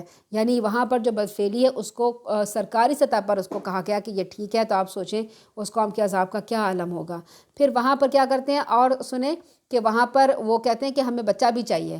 بچہ کس طرح سے چاہیے، وہ اڈاپٹ کر لیتے ہیں، پھر اس بچے کی پرورش کرتے ہیں۔ آپ سوچیں کہ ایک ہومو سیکچول والے کے گھر میں کیا ماحول ہوگا، اس کا مینٹلٹی کیسی ہوگی، کتنا کافرانہ روش ہوگی، کتنا خود غرض خود پرست ہوگا، اور کیا کچھ حرکتیں بچے کے سامنے ہوتی ہوں گی، تو وہ بچہ جو ان کے پاس پرورش پائے گا اس کی کیا مینٹیلٹی نکلے گی اور اس کی کیا تربیت ہوگی۔ اس کے علاوہ باہر کے ملکوں میں اب یہ قانون بنا دیا گیا ہے کہ تیسری یا چوتھی کلاس میں بچوں کو کہا جاتا ہے کہ آپ نے فلاں دن میں لازمی آنا ہے، اس دن چھٹی نہیں کرنی۔ اس دن ہومو سیکچول والا ایک بندہ آ کر انہیں ہومو سیکچولیٹی کی تعلیم دیتا ہے، اور وہاں پہ ان کو یہ بتایا جاتا ہے کہ آپ نے کہ یہ چیز بری نہیں ہے۔ بچوں کے دل دماغ میں شروع سے یہ بات ڈالی جا رہی ہے، اور اس دن کسی بھی بچے کو چھٹی کرنے کی اجازت نہیں ہوتی ہے کہ کوئی بھی بچہ چھٹی نہیں کرے گا۔ اور وہ جو آتا ہے ان کو تعلیم دینے کے لیے، وہ اپنے اسی مخصوص ڈریس میں آتا ہے جو وہ پہنا ہوا ہوتا ہے، جو ہم نہیں دیکھ سکتے کسی کو بھی، کوئی عورت بھی ایسا ڈریس نہیں پہن سکتی۔ ایسی شکل بنا کے لوگوں کے سامنے آ کے بچوں کے سامنے، اور بچوں کو فیملیئر کرتا ہے تاکہ بچے اس چیز کے عادی ہو جائیں اور بچہ کا دل دماغ اس کی طرف جائے، اور وہاں پر یہ بات اپنے سلیبس میں پڑھائی جاتی ہے، اپنی کتابوں میں پڑھائی جاتی ہے۔ پھر آپ کو پتہ ہے اس کا کلر بھی بہت مشہور کر دیا گیا ہے کہ کچھ 3 کلرز ہوتے ہیں، اور یہ 3 کلرز ان کا جھنڈا بنا دیا گیا، اور جھنڈے میں یہ کلر لگائے جاتے ہیں۔ آپ کو پتہ ہے کہ یہاں پر قطر میں پچھلے دنوں فیفا ورلڈ کپ ہوا تھا، فٹ بال کا میچ ہوا تھا۔ فٹ بال کے میچ میں قطر گورنمنٹ اسلامی گورنمنٹ ہے، انہوں نے شروع بھی کس طرح سے کیا، تبلیغ دین سے کیا، قرآن کی باتوں سے کیا۔ انہوں نے منع کر دیا تھا کہ یہاں پر ہومو سیکچولیٹی نہیں ہوگی، یہاں پر وہ لوگ نہیں آئیں گے اور اپنا جھنڈا لے کر نہیں آئیں گے اور نہ اپنے کلر کو شو کریں گے۔ تو وہاں پر مختلف لوگوں نے اس بات کا احتجاج کیا تھا۔ مثلاً کسی ملک کی ایک ٹیم تھی، اس ٹیم نے میچ کھیلنے سے پہلے اپنے منہ کے اوپر ہاتھ رکھ کر احتجاج کیا تھا۔ کیا احتجاج کیا تھا؟ کہ ہمیں یہاں ہومو سیکچولیٹی کرنے کی اجازت نہیں دی جا رہی، یہاں پہ پابندی ہے، یہ اتنا کنزرویٹو ملک ہے کہ ہمیں یہاں پر اس چیز کی اجازت نہیں دی جا رہی۔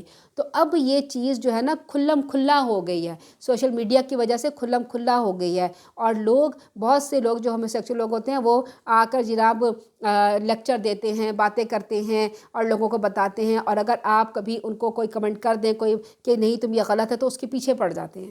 تو آپ یہ دیکھیں کہ ان کو کھلی اجازت ہے کہ جو مرضی کریں، اور جو ان کو منع کر رہے ہیں ان کو اجازت نہیں ہے کہ آپ ان کو منع کر سکتے ہیں۔ کہا جاتا ہے جو کرتے ہیں کرنے دیں۔ اللہ تعالیٰ آگے فرماتے ہیں، فرشتے کہنے لگے، لوط علیہ السلام، ہم تیرے پروردگار کے بھیجے ہوئے فرشتے ہیں، یہ لوگ تمہارا کچھ نہیں بگاڑ سکیں گے۔ تو کچھ حصہ رات گزار لے، اپنے گھر والوں کو لے کے اس بستی سے نکل جا، تم میں سے کوئی بھی مڑ کے نہ دیکھے، البتہ تمہاری بیوی پر وہی کچھ گزرنا ہے جو ان پر گزرے گا، کیونکہ ان کی بیوی جو تھی نا، لوگوں کو جا کے بتاتی ہیں، تفسیر میں آتا ہے، علماء کرام کہتے ہیں لوگوں کو جا کے بتاتی تھی کہ فلاں جگہ پہ لڑکے آئے ہیں، فلاں جگہ پہ لڑکے آئے ہیں۔ کہا جاتا ہے کہ انہیں نے جا کے بتایا تھا کہ ہمارے گھر میں لڑکے آئے ہیں۔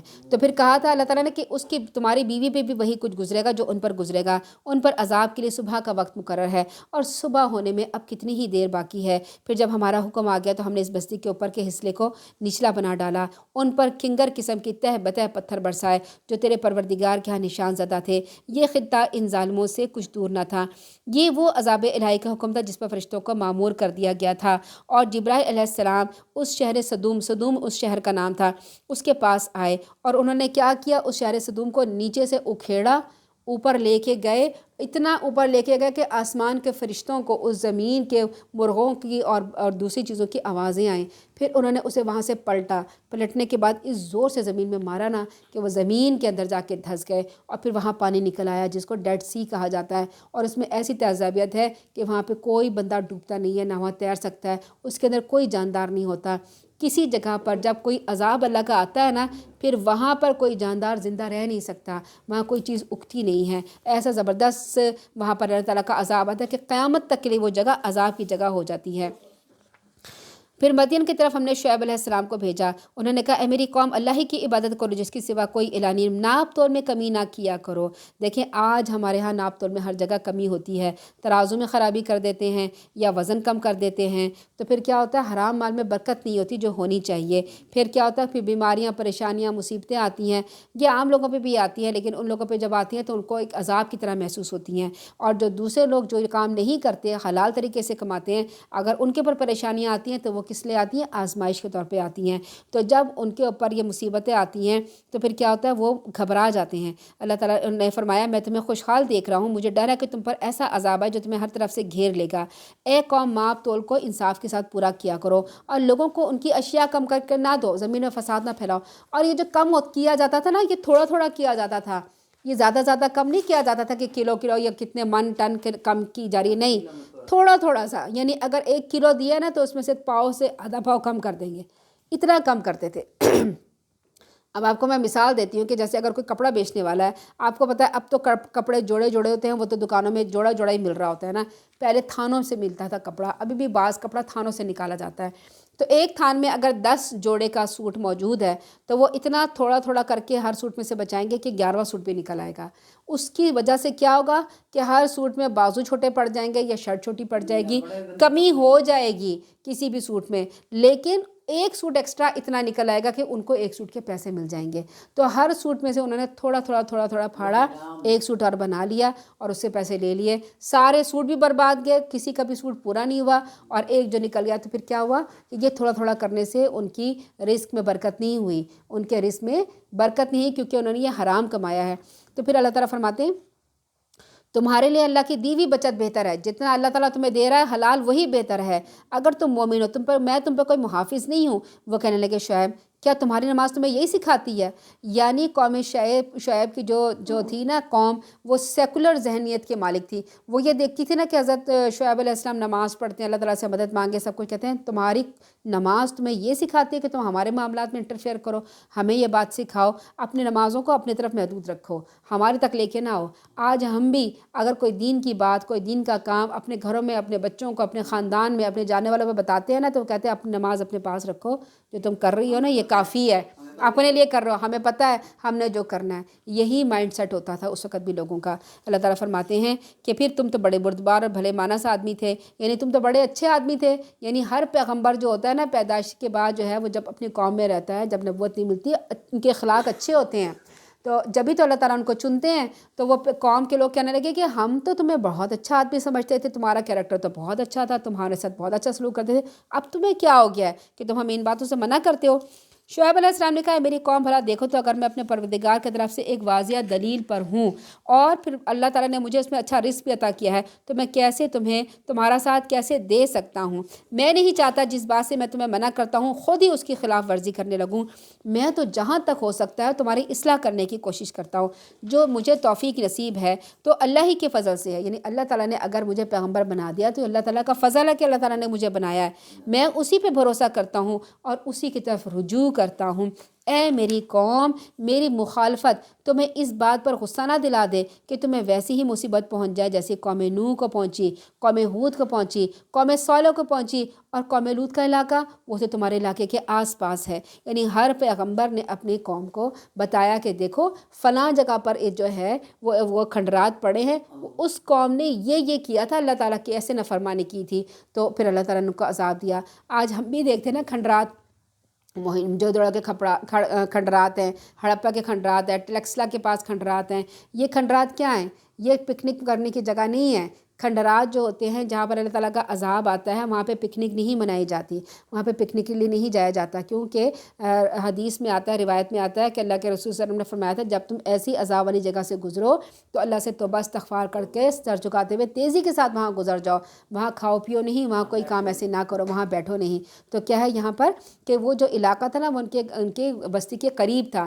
اب ہمارے بھی علاقوں میں بستی، اب ہم کہیں گے کہ ہمیں کیسے پتہ چلتا ہے کہ وہ علاقہ جو ہے واقعی اللہ تعالیٰ نے اس علاقے پر کھنڈرات پر جو ہے عذاب لے کے آئے تھے؟ ہو سکتا ہے وہ بارش آئی ہو تو ختم ہو گیا ہو سکتا ہے کہ وہ کہ پلیٹیں زمین کے اوپر نیچے ہوئی ہیں تو زلزلہ آیا ہو، آتش فشاں آیا ہو، یا کوئی موسم کی تبدیلی آئی ہو تو وہ علاقہ دب گیا۔ تو اس کی نشانی یہ ہوتی ہے کہ جب ان کھنڈرات کو کھودا جاتا ہے یا کھنڈرات ملتے ہیں تو اس میں بت پڑے ہوئے ہوتے ہیں، اور بتوں کی نشانیاں ہوتی ہیں اور ان کے شرک کرنے کی نشانیاں ہوتی ہیں، کہ اس سے پتہ چل جاتا ہے کہ یہاں پر لوگ شرک کرتے تھے۔ پھر انہوں نے فرمایا کہ اے اپنے پروردگار سے معافی مانگو اور اس کے آگے توبہ کرو۔ یہاں پر جو حضرت شعیب علیہ السلام جو ہیں، حضرت ابراہیم علیہ السلام جو ہیں، انہوں نے بھی کیا کہا کہ آپ جو ہیں وہ اللہ تعالیٰ سے معافی مانگیں اور اپنے گناہوں سے توبہ کریں، میرا پروردگار یقیناً رحم کرنے والا ہے اور اپنی مخلوق سے محبت کرنے والا ہے۔ یہاں پہ آپ دیکھیں ہر پیغمبر کی ایک تعلیم تھی کہ ایک اللہ کو مانو، پھر اس کے بعد ان کو طریقہ سکھایا، پھر ان کو ان کی اخلاقی برائیاں بتائیں، ان سے دور رہنے کو کہا، ان کو نصیحت کی، اس کے بعد یہ کہا کہ اپنے ان گناہوں سے توبہ کر لو۔ تو اللہ تعالیٰ تمہیں بخش دے گا، پھر اللہ تعالیٰ تمہیں پر بارشیں نازل فرمائے گا، اللہ تعالیٰ تمہیں پر رحمت کر دے گا۔ یعنی ہر قوم کو کہا کہ تم توبہ کر لو گے تو تمہاری ساری برائیاں معاف۔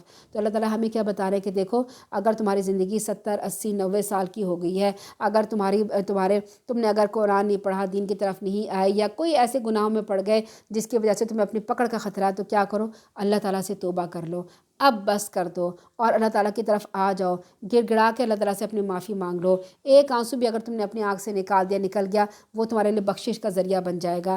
اللہ تعالیٰ کو اتنی محبت آتی ہے اس انسان سے کہ جو اگر توبہ کر لے اور اللہ تعالیٰ کی طرف آ جائے تو اللہ تعالیٰ فرماتے ہیں، اس میں ایک حدیث کے بارے میں بیان ہے جس کی ایک روایت ہے کہ بتایا گیا کہ اللہ تعالیٰ کو کتنی خوشی ہوتی ہے۔ اللہ تعالیٰ نے اپنی کیسے مثال دی ہے کہ جیسے ایک آدمی ایک اونٹ کی رسی پکڑ کے صحرا میں جا رہا ہے، اور صحرا میں جا رہا ہے، اونٹ کے اوپر کھانا پانی اور اس کا لنچ باکس اور پانی سب کچھ لدا ہوا ہے۔ اب فرض کریں کہ دیکھیں ہم لوگ اگر یہاں سے ایک شہر سے دوسرے شہر جاتے ہیں تو کیا ہوتا ہے، اپنے ساتھ پانی کی بوتل لے جاتے ہیں، کھانا پینا لے جاتے ہیں کہ راستے میں ہمیں ٹریول کریں گے، یا پیٹرول پمپ سے ہم کھانے پینے کی چیزیں لے لیتے ہیں۔ ہمیں ظاہر ہے کہ انسان ہے، انسان کے ساتھ بھوک لگی ہوئی ہے، انسان کو چاہیے ہوتا ہے، اس نے اونٹ کے اوپر سب کچھ رکھ دیا۔ اب اونٹ جب تک اس کے پاس رہے گا اسے کھانا پینا ملتا رہے گا اور اس کی ضروریات پوری ہوتی رہیں گی۔ اگر اونٹ گم ہو جائے تو پھر کیا ہوگا؟ اسی طرح سے یہ ہوا کہ وہ اونٹ گم ہو گیا اور وہ سویا، لیٹا صحرا میں سونے درخت کے نیچے، کیا ہوا کہ اونٹ اس کا ہاتھ چھڑا کے، رسی چھڑا کے چلا گیا۔ اب جب وہ سو کے اٹھتا نا، دیکھتا کہ اونٹ اس کے پاس موجود نہیں، وہ بہت پریشان، کیونکہ اونٹ کے سواری کیے بغیر وہ تو چل بھی نہیں سکتا تھا۔ زمین کی ریت، صحرا کی ریت اتنی گرم ہوتی ہے، چلنا بھی دشوار، راستہ بھی اس کو معلوم نہیں کہ وہ پیدل کیسے طے کرے، کھانا پینا بھی اس کے اوپر۔ اب وہ جائے تو جائے کہاں؟ وہ بیٹھ گیا وہاں پہ، انتظار کرنے لگا اپنی موت کا۔ اچانک کیا ہوا کہ اونٹ واپس آ جاتا ہے۔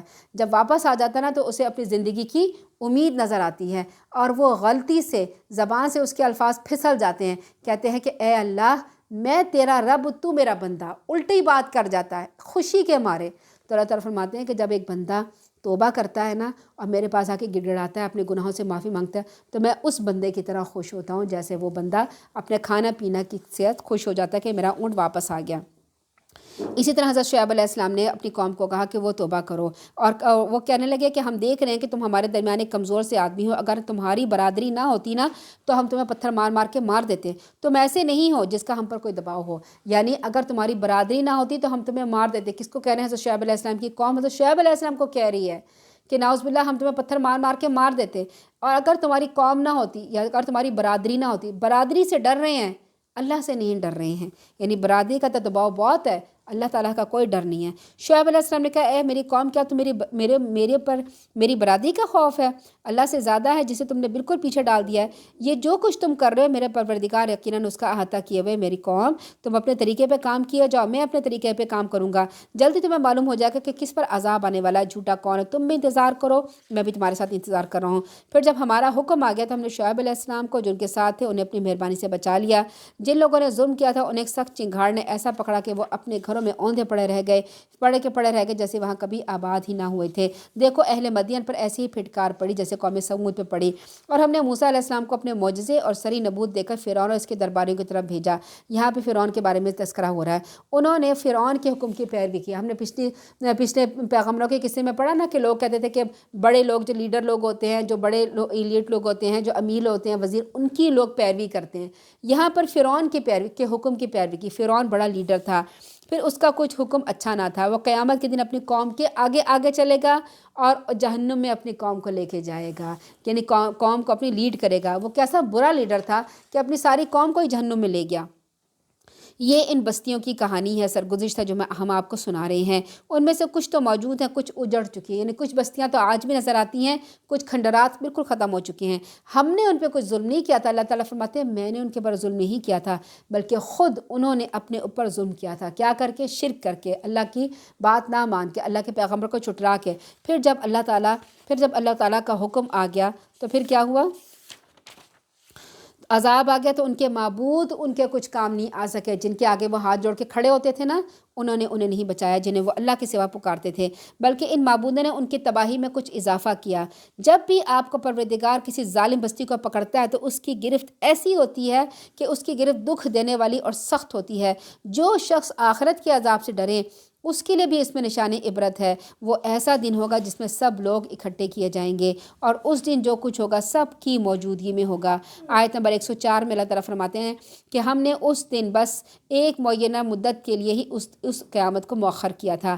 جب یہ دن آ جائے گا تو اللہ کی اجازت سے کوئی شخص، اللہ کی اجازت کے بغیر کوئی شخص بات بھی نہیں کر سکے گا۔ پھر ان لوگوں میں کچھ بدبخت ہوں گے، کچھ نیک بخت ہوں گے۔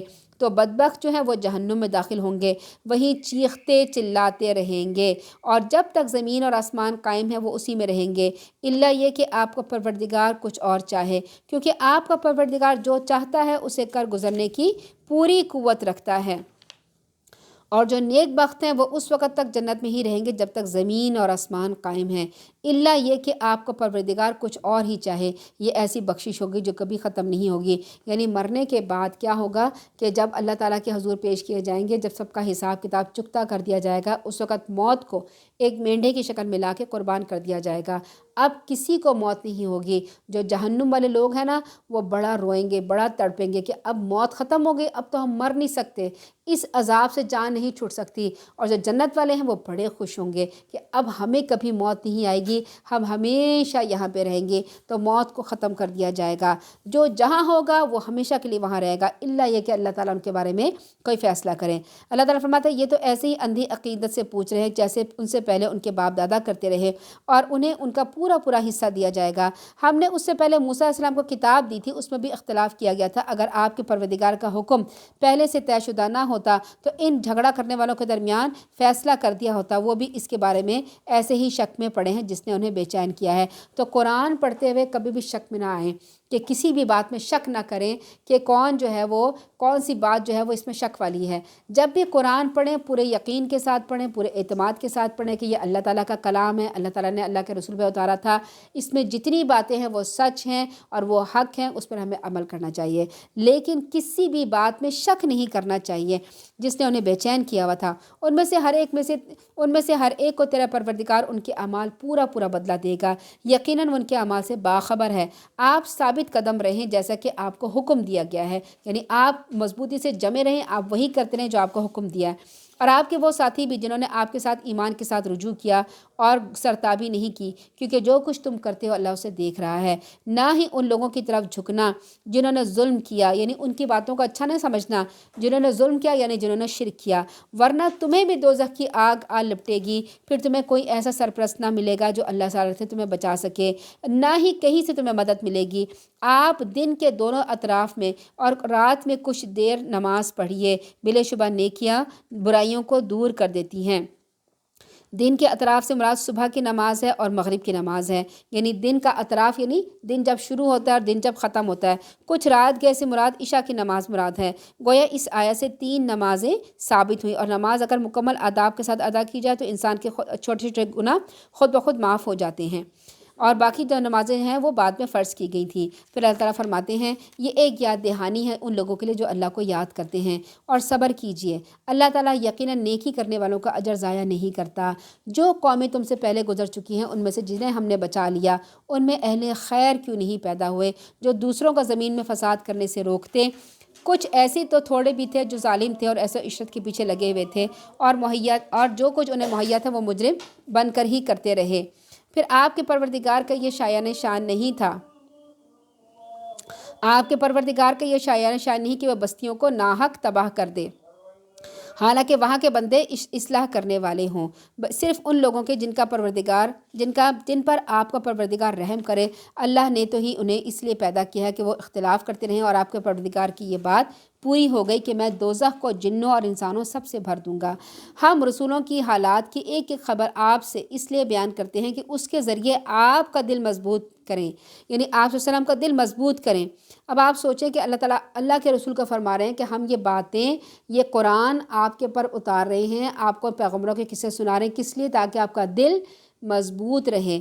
تو جب بھی ہم کبھی ڈپریشن میں ہوں، ہمارا دل جو ہے وہ اس طرح سے کمزور ہو رہا ہو، ہمارا ذہن کمزور ہو رہا ہو، ہم کسی بات سے پریشان ہو، تو قرآن کھولیں اور قرآن پڑھنا شروع کر دیں۔ ایک تو اللہ تعالیٰ آپ کے دل کو ڈھارس دے دے گا، دوسرا جس پریشانی میں آپ پھنسے نا اس پریشانی کا حل بھی اللہ تعالیٰ اس میں سے دے دے گا۔ تو پھر اللہ تعالیٰ فرماتے ہیں کہ جب اللہ کے پیغمبر کو اس سے ڈھارس بنتی ہے تو عام مسلمانوں کو بھی اس سے ڈھارس بنتی ہے۔ جو لوگ ایمان نہیں لائے آپ ان سے کہیے تم اپنے طریقے پر عمل کرتے رہو، ہم بھی عمل کر رہے ہیں، تم بھی انتظار کرو، ہم بھی انتظار کرتے رہتے ہیں۔ تو جو کام دین کے لیے ہم کر رہے ہیں ہمیں وہ کرتے رہنا چاہیے، ہمیں رکنا نہیں چاہیے، کسی سے ڈرنا نہیں چاہیے اور مایوس نہیں ہونا چاہیے کہ کتنے لوگ آ رہے ہیں، کتنے لوگ نہیں آ رہے ہیں، کتنے لوگ کام کر رہے ہیں، کتنے لوگ نہیں کام کر رہے۔ ہمیں اپنا کام کرتے رہنا چاہیے، کام میں لگے رہنا چاہیے تاکہ ہماری طرف سے کوئی حجت، کوئی کمی پیشی نہ ہو۔ پھر اپنے خاندان میں جائیں، اپنے معاشرے میں جائیں، اپنے محلے میں جائیں، کسی بھی طریقے سے جو بھی طریقہ ہے آپ کا طریقہ تبلیغ ہے آپ وہ کرتے رہیں اور کسی سے نہ ڈریں، اپنا کام کرتے رہیں۔ آپ بھی انتظار کریں، ہم بھی انتظار کر رہے ہیں۔ آسمان اور زمین میں جو کچھ پوشیدہ ہے اللہ کے قبضہ قدرت میں ہے اور معاملات سب کے سب اللہ تعالیٰ کی طرف لوٹائے جاتے ہیں، لہٰذا آپ اسی کی عبادت کیجئے، اسی پر بھروسہ رکھیے اور جو کچھ تم کر رہے ہو آپ کا پروردگار اس سے بے خبر نہیں ہے۔ یہاں پہ الحمدللہ سورت ختم ہو گئی۔ اب آگے سورہ یوسف شروع کی جاتی ہے۔ شروع کرتے ہیں ہم سورہ یوسف۔ اعوذ باللہ من الشیطان الرجیم، بسم اللہ الرحمن الرحیم۔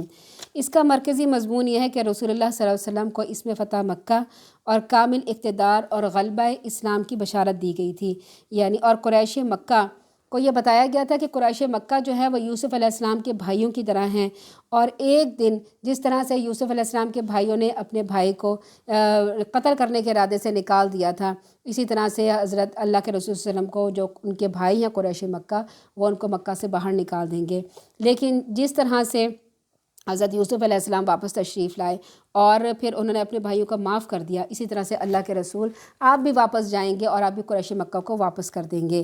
تو یہاں پر بتایا جا رہا ہے کہ اعتراف گناہ کے بعد یعقوب علیہ السلام کے بیٹوں کے لیے استغفار بھی کیا گیا، اور احساس گناہ اور ندامت ہو تو اللہ تعالیٰ پھر اس کے گناہ کو معاف بھی کر دیتا ہے۔ تو یہاں پر ایک بہت ہی خوبصورت قصہ ہے جس کے بہت ساری حکمتیں ہیں اور بہت سارے اس کے پہلو ہیں، جس میں ہم چھوٹا سا ایک پہلو یہ لیتے ہیں کہ کس طرح سے ایک باپ اور بیٹے کی محبت جو تھی اور باپ کی اپنے بیٹے سے جو محبت تھی اس کی وجہ سے باقی اولادوں میں تھوڑا سا حسد آ گیا، تھوڑا سا نہیں اچھا خاصا حسد آیا، اور اس حسد کی وجہ سے انہوں نے کیا کیا، اپنے بھائی کو ہی قتل کرنے کے درپے ہو گئے۔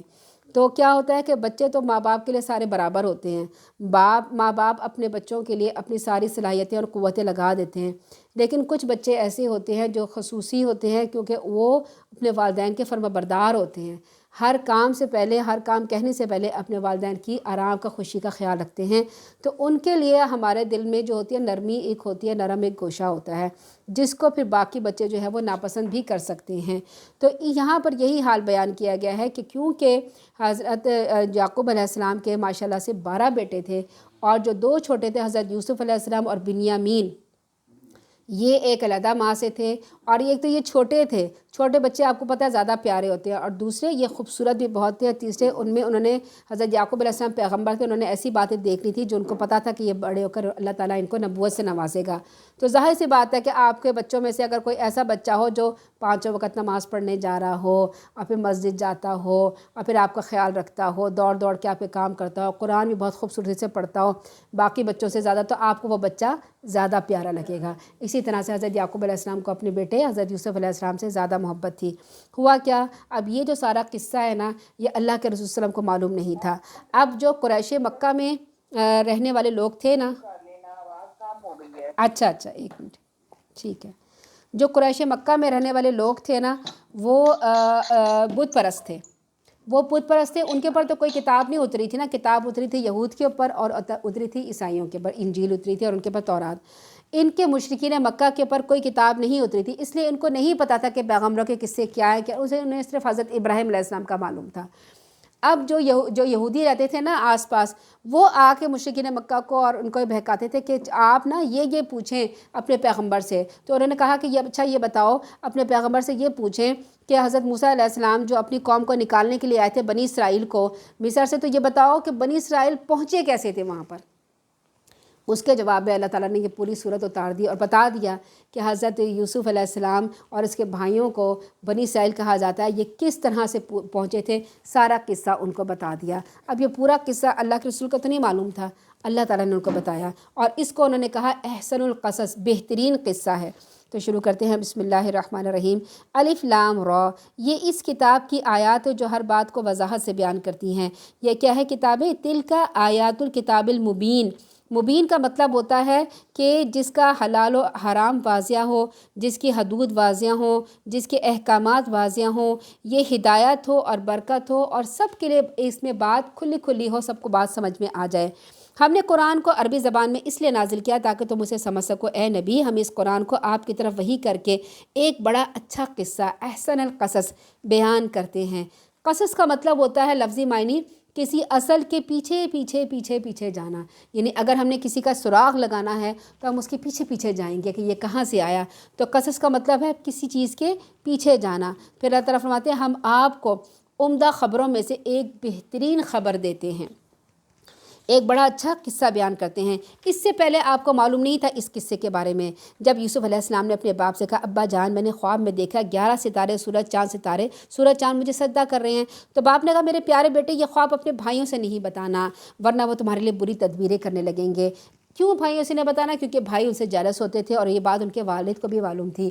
تو اپنا خواب جان رکھیں، کسی ایسے شخص کو نہ بتائیں جو آپ سے جیلس ہو، چاہے وہ آپ کے خاندان میں ہو، چاہے آپ کے گھر میں ہو، چاہے آپ کے دوست ہو، چاہے آپ کا محلہ کوئی بھی ہو، جو آپ سے جیلس ہو رہا ہو اور آپ سے دشمنی رکھتا اس کو اپنا خواب نہیں بتائیں۔ اپنا خواب اسے بتائیں جو آپ کا ہمدرد ہو اور آپ کو خواب کی درست تعبیر بتا سکے اور اس کی اچھی تعبیر بتا سکے۔ خواب جو ہوتے ہیں نا یہ بھی کئی قسم کے ہوتے ہیں۔ ایک تو خواب وہ ہوتا ہے کہ انسان جو سوچ رہا ہے نا سارے دن میں وہی خواب میں آ گیا۔ ایک خواب جو ہوتا ہے وہ اللہ تعالیٰ کی طرف سے ہوتے ہیں، وہ روحانی خواب ہوتے ہیں۔ ایک خواب جو ہوتا ہے وہ شیطان کی طرف سے ہوتے ہیں۔ اگر ہم سونے سے پہلے آیت الکرسی اور قل شریف وغیرہ پڑھ کے نہ سوئیں، قرآن کا کچھ حصہ پڑھ کے نہ سوئیں، تو شیطان بہکاتا ہے اور شیطان خواب میں آ کے ڈراتا ہے۔ تو یہاں پر انہوں نے ایک خواب دیکھا۔ خواب میں کیا دیکھا کہ چاند سورج ستارے ان کو سجدہ کر رہے ہیں۔ اب حضرت یعقوب علیہ السلام کو تو خواب کی تعبیر معلوم تھی، انہوں نے دیکھ لیا، انہوں نے پتہ چل گیا کہ یہ میرے بیٹے کو نبوت کا کچھ حصہ نبوت ملے گی۔ انہوں نے کہا کہ اپنے بھائیوں کو یہ بات نہ بتانا، اگر بھائیوں کو بات پتہ چل گئی تو کیا ہوگا کہ وہ تمہیں کوئی نقصان پہنچا سکیں گے۔ تو پھر اس خواب کے مطابق تمہارا پروردگار تمہیں دین کے لیے منتخب کرے گا، تمہیں باتوں کا انجام سکھائے گا، تم پر آل یعقوب پر اپنی نعمتیں اس طرح پوری کر دے گا جیسے وہ اس سے پہلے تمہارے 2 باپوں ابراہیم علیہ السلام اور اسحاق علیہ السلام پر پوری کرے گا۔ یعنی حضرت یعقوب علیہ السلام کو اس خواب کو سننے سے معلوم ہو گیا کہ حضرت یوسف علیہ السلام کو اللہ تعالیٰ نبی بنائیں گے۔ بلا شبہ تمہارا پروردگار سب کچھ جاننے والا، حکمت والا ہے۔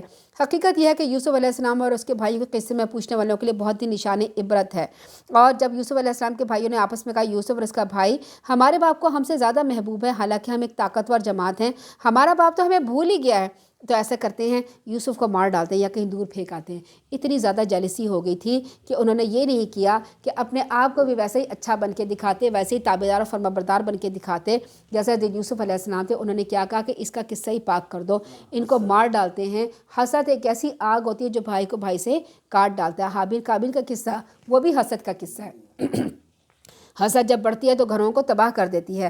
تو انہوں نے کہا کہ ہم ایسا کرتے ہیں کہ ہم ان کو لے جا کے قتل کر دیتے ہیں، تو پھر جب ایک دفعہ قتل کر لیں گے نا تو پھر باپ کی توجہ ہماری طرف ہو جائے گی، پھر ہم اللہ تعالیٰ سے معافی مانگ لیں گے۔ اللہ تعالیٰ تو غفور و رحیم ہے۔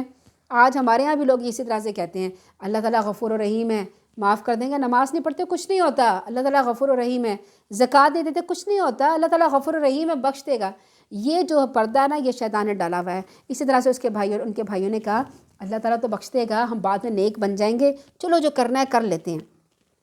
ان میں سے ایک نے کہا یوسف کو مارو نہیں، بغل اگر تمہیں کچھ کرنا ہے تو ایسا کرو اسے کسی کنویں میں پھینک دیتے ہیں، کوئی آتا جاتا قافلہ اسے اٹھا لے جائے گا۔ اس تجویز کی بات اپنے باپ سے کہنے لگے۔ آپ مشورہ کر لینا، باپ کے پاس آتے، باپ کہتے ہیں کیا بات ہے آپ یوسف کے معاملے میں ہم پہ اعتبار نہیں کرتے، حالانکہ ہم اس کے خیر خواہ ہیں۔ کل ایسا کریں، ہم کل پکنک پہ جا رہے ہیں، اسے ہمارے ساتھ بھیج دیں، وہ پھل کھائے گا، کھیل سے دے بہلائے گا، ہم اس کی حفاظت کرتے رہیں گے۔ یعقوب علیہ السلام نے کہا اگر تم اسے لے جاؤ تو ایک تو مجھے اس کی جدائی کا رنج ہوگا کہ اتنی دیر تم اسے میرے سے دور رکھو گے، دوسرے میں اس بات سے ڈرتا ہوں کہ تم اس سے بے خبر ہو جاؤ گے تو کہیں اسے بھیڑیا نہ کھا جائے۔ انہوں نے یہ نہیں کہا کہ میں تمہارے ساتھ نہیں بھیجوں گا، بلکہ یہ اندیشہ ظاہر کیا کہ تم اپنے کھیل کود میں لگ جاؤ گے اس کو اکیلا چھوڑ دو گے، اس کو کہیں بھیڑیا نہ کھا جائے، یعنی تم تو خیر خواہ ہو لیکن کہیں بھیڑیا تو خیر خواہ نہیں ہے نا، وہ آ کے اس کو کھا نہ جائے۔ تو کہنے لگے ہم ایک طاقتور جماعت ہیں، اگر ہمارے ہوتے ہوئے بھیڑیا کھا گیا تو ہم بڑے نقصان میں پڑ جائیں گے۔ تو اب آپ سوچیں، ہم یہ کہتے ہیں کہ پکنک منانا ہمارا کانسیپٹ ہے، یہ اس وقت سے کانسیپٹ چلا آ رہا ہے۔ تو وہ لوگ پکنک منانے کے لیے جا رہے تھے، اپنا کھانا پینا لے کے جا رہے تھے، بھاگنے دوڑنے جا رہے تھے، انجوائے کرنے جا رہے تھے، تو انہوں نے کہا ہم اس کو بھی لے جاتے ہیں۔ اور بڑے طریقے سے انہوں نے بات کی کہ ابا جان، جیسے بچے بھی کہتے ہیں نا کہ کوئی بات انہوں نے منوانی ہے تو کہتے ہیں آپ ہماری بات کا یقین کریں گے تو نہیں، لیکن ہم آپ کو بات بتا رہے ہیں کہ دیکھیں یہ گلاس ہم سے ایسے ٹوٹا تھا، ایسے نہیں ٹوٹا تھا۔ کوئی بات غلطی ہو جاتی نا تو بچے کوئی بات کہتے ہیں آپ ہماری بات کا یقین کریں گے تو نہیں، لیکن یہ بات یوں ہوئی تھی۔ اسی طرح سے ان کے بھائیوں نے کہا کہ آپ ہماری بات کا یقین کریں گے تو نہیں، لیکن ہم آپ کو کہہ رہے ہیں کہ ہم جا رہے ہیں، ہم اس کو لے کے جانا چاہتے ہیں، یہ بھی انجوائے کریں۔ چنانچہ وہ جب یوسف علیہ السلام کو لے گئے، اس بات پہ اتفاق کیا کسی گمنام کنویں میں ڈال دیں گے۔ اس وقت ہم نے یوسف کو وحی کہ ایک وقت آئے گا جب تم نے اپنے بھائیوں کی اس حرکت کو بتا دو گے اور وہ تمہارے متعلق کچھ نہیں جانتے ہوں گے۔ یعنی اس وقت اللہ تعالیٰ نے حضرت یوسف علیہ السلام کو وحی بھیجی، ایک دن آئے گا جب تم ان کو بتاؤ گے کہ تمہارے ساتھ انہوں نے کیا کیا۔ اس وحی میں بہت سی باتیں پوشیدہ ہیں، یہ کہ تم یہاں پہ مرو گے نہیں، تم بچ جاؤ گے، تم زندہ جاؤ گے، ایسے ہاتھوں میں جاؤ گے جو تمہاری حفاظت کرے گا، تمہیں ایک مقام ملے گا۔ جب یہ بھائی تمہارے پاس آئیں گے تو تمہیں نہیں پہچانتے گے، تم انہیں بتاؤ گے کہ انہوں نے تمہیں کس طرح سے پھینکا تھا۔